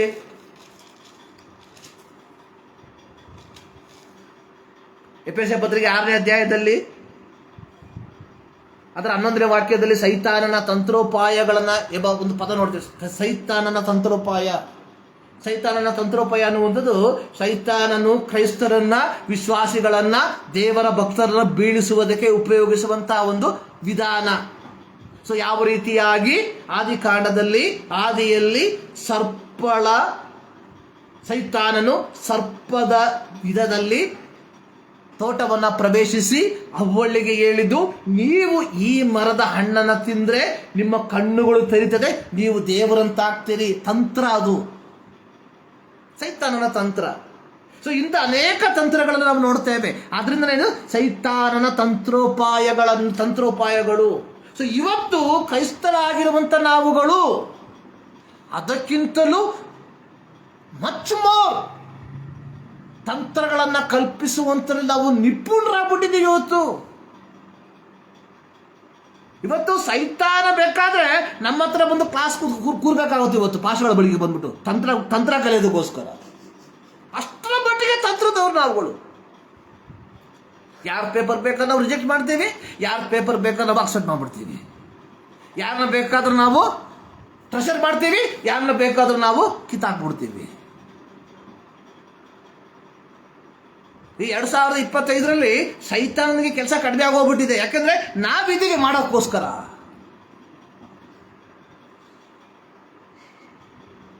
ವಿಶ್ವಾಸಿಗಳೇ, believe in Christ, the truth. ಇವರಂತೂ ಹೋಗಲ್ರಿ ಮೇಲಕ್ಕೆ. ಯೇಸು ಸ್ವಾಮಿ ಹೇಳ್ತಾರ ಫರಿಸಾಯರಿಗೆ, ಸೊ ಇವರು ಉಪದೇಶ ಕೇಳ್ರಿ, ಆದ್ರೆ ಇವರ ನಡತೆಯನ್ನ ನೀವು ಅನುಸರಿಸ್ಕೋಬೇಡ್ರಿ. ಆದ್ರೆ ಇವತ್ತು ನಾವು ಹೇಳ್ಬಂತದ್ದು ಇವರ ಉಪದೇಶವನ್ನು ಕೇಳ್ಬಾಡ್ರಿ. ಇವ್ರ ಉಪದೇಶ ಕೇಳಿದ್ರೆ ನೀವು ಕೆರಾಗ್ದೋಗ್ಬಿಡ್ತೀರ. Believe in Christ, the truth. ಸತ್ಯವಾದ ಕ್ರಿಸ್ತನನ್ನು ನಂಬ್ರಿ. ಏನು ಸತ್ಯವಾದ ಕ್ರಿಸ್ತನು? ಸತ್ಯವಾದ ಕ್ರಿಸ್ತನ ಹೇಳಿದ ಏನಂದ್ರೆ ಇದು ನಾವು ನಾವು ನೋಡಿದ್ವಲ್ಲ ಅಲ್ಲಿ ಪ್ರತ್ಯೇಕವಾಗಿ ಎಫೆಸ ಪತ್ರಿಕೆಯಲ್ಲಿ ನಾವು ನೋಡ್ತಾ ಇದ್ದೇವೆ. ದುರ್ಬೋಧಕರ ವಂಚನೆಗಳಿಗೆ ಒಳಪಡಬೇಡ್ರಿ, ದುರ್ಬೋಧಕರ ಕುಯುಕ್ತಿಗಳಿಗೆ ಒಳಪಡಬೇಡ್ರಿ. ಸೊ ನಿಜವಾದ ಕ್ರೈಸ್ತತ್ವ, ನಾನು ಯಾವಾಗಲೂ ಹೇಳುವಂತ ಒಂದು ಮಾತು, ಪೌಲ ಹೇಳ್ತಾ ಇದ್ದಾನೆ, ಬೆರೋಯ ಕ್ರೈಸ್ತರು ನಿಮಗಿಂತ ಉತ್ತಮರು. ಯಾರ ಹತ್ರ ಹೇಳ್ತಾ ಇರೋದು? ಥೆಸಲೋನಿಕ ವಿಶ್ವಾಸಿಗಳಿಗೆ ಹೇಳುವಂಥದ್ದು. ಥೆಸಲೋನಿಕ ವಿಶ್ವಾಸಿಗಳು ಬಡವರಾಗಿದ್ದಾಗ್ಯೂ ಸಹ ಯೆರೂಸಲೇಮಿನವರಿಗೆ ಬೇಕಾದಂತಹ ಹಣದ ಸಹಾಯವನ್ನು ಮಾಡಿದಂತಹ ವ್ಯಕ್ತಿಗಳು, ತಮ್ಮ ಸಾಮರ್ಥ್ಯವನ್ನು ಮೀರಿ ಆರ್ಥಿಕವಾಗಿ ಸಹಾಯ ಮಾಡಿದಂತಹ ವ್ಯಕ್ತಿಗಳಾಗಿದ್ರು ಥೆಸಲೋನಿಕ ಸಭೆ. ಆ ಥೆಸಲೋನಿಕ ಸಭೆಗೆ ಪೌಲ ಹೇಳ್ತಾ ಇದ್ದಾನೆ, ಬೆರೋಯ ಸಭೆಯವರು ನಿಮಗಿಂತ ಶ್ರೇಷ್ಠರು. ಏನು ಕೊಡ್ಲಿಲ್ಲ ಅಂತಲ್ಲ, ಏನೋ ತಕ್ಕ ಮಟ್ಟಿಗೆ ಏನೋ ಕೊಟ್ಟಿರ್ಬೋದು ಅಷ್ಟೇ.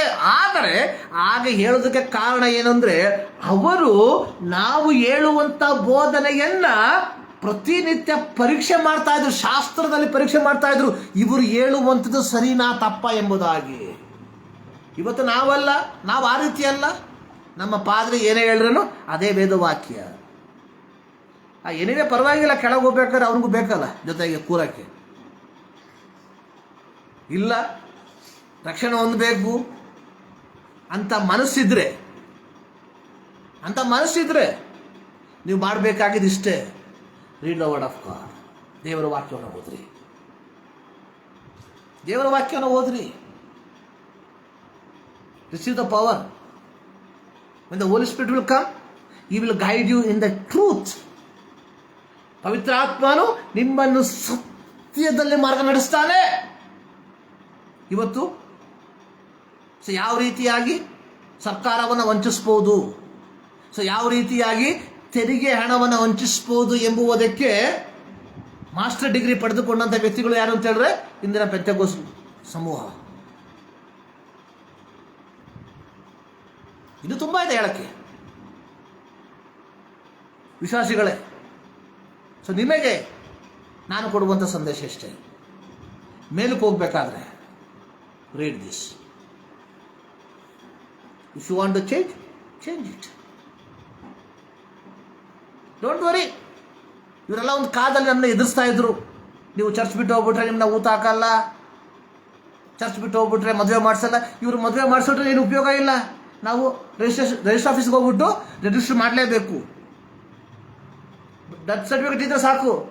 ಯಾವ್ದಾರ ವಿದ್ಯುತ್ ಕಾರಾಗೃಹ ವಿದ್ಯುತ್ ಇದರಲ್ಲಿ ಬಂದ್ ಮಾಡಿಬಿಡ್ತಾರೆ. ತೊಂದರೆ ಇಲ್ಲ, ಇವಾಗೇನು ತೊಂದರೆ ಇಲ್ಲ. ಇವ್ರು ಮಾಡೋದ್ರಿಂದ ಏನು ಪ್ರಯೋಜನ ಇಲ್ಲರಿ. ಇವ್ರ ತಲೆ ಮೇಲೆ ಕೈ ಇಟ್ಬಿಟ್ರೆ ಏನು ಸಿಕ್ಕಲ್ಲ.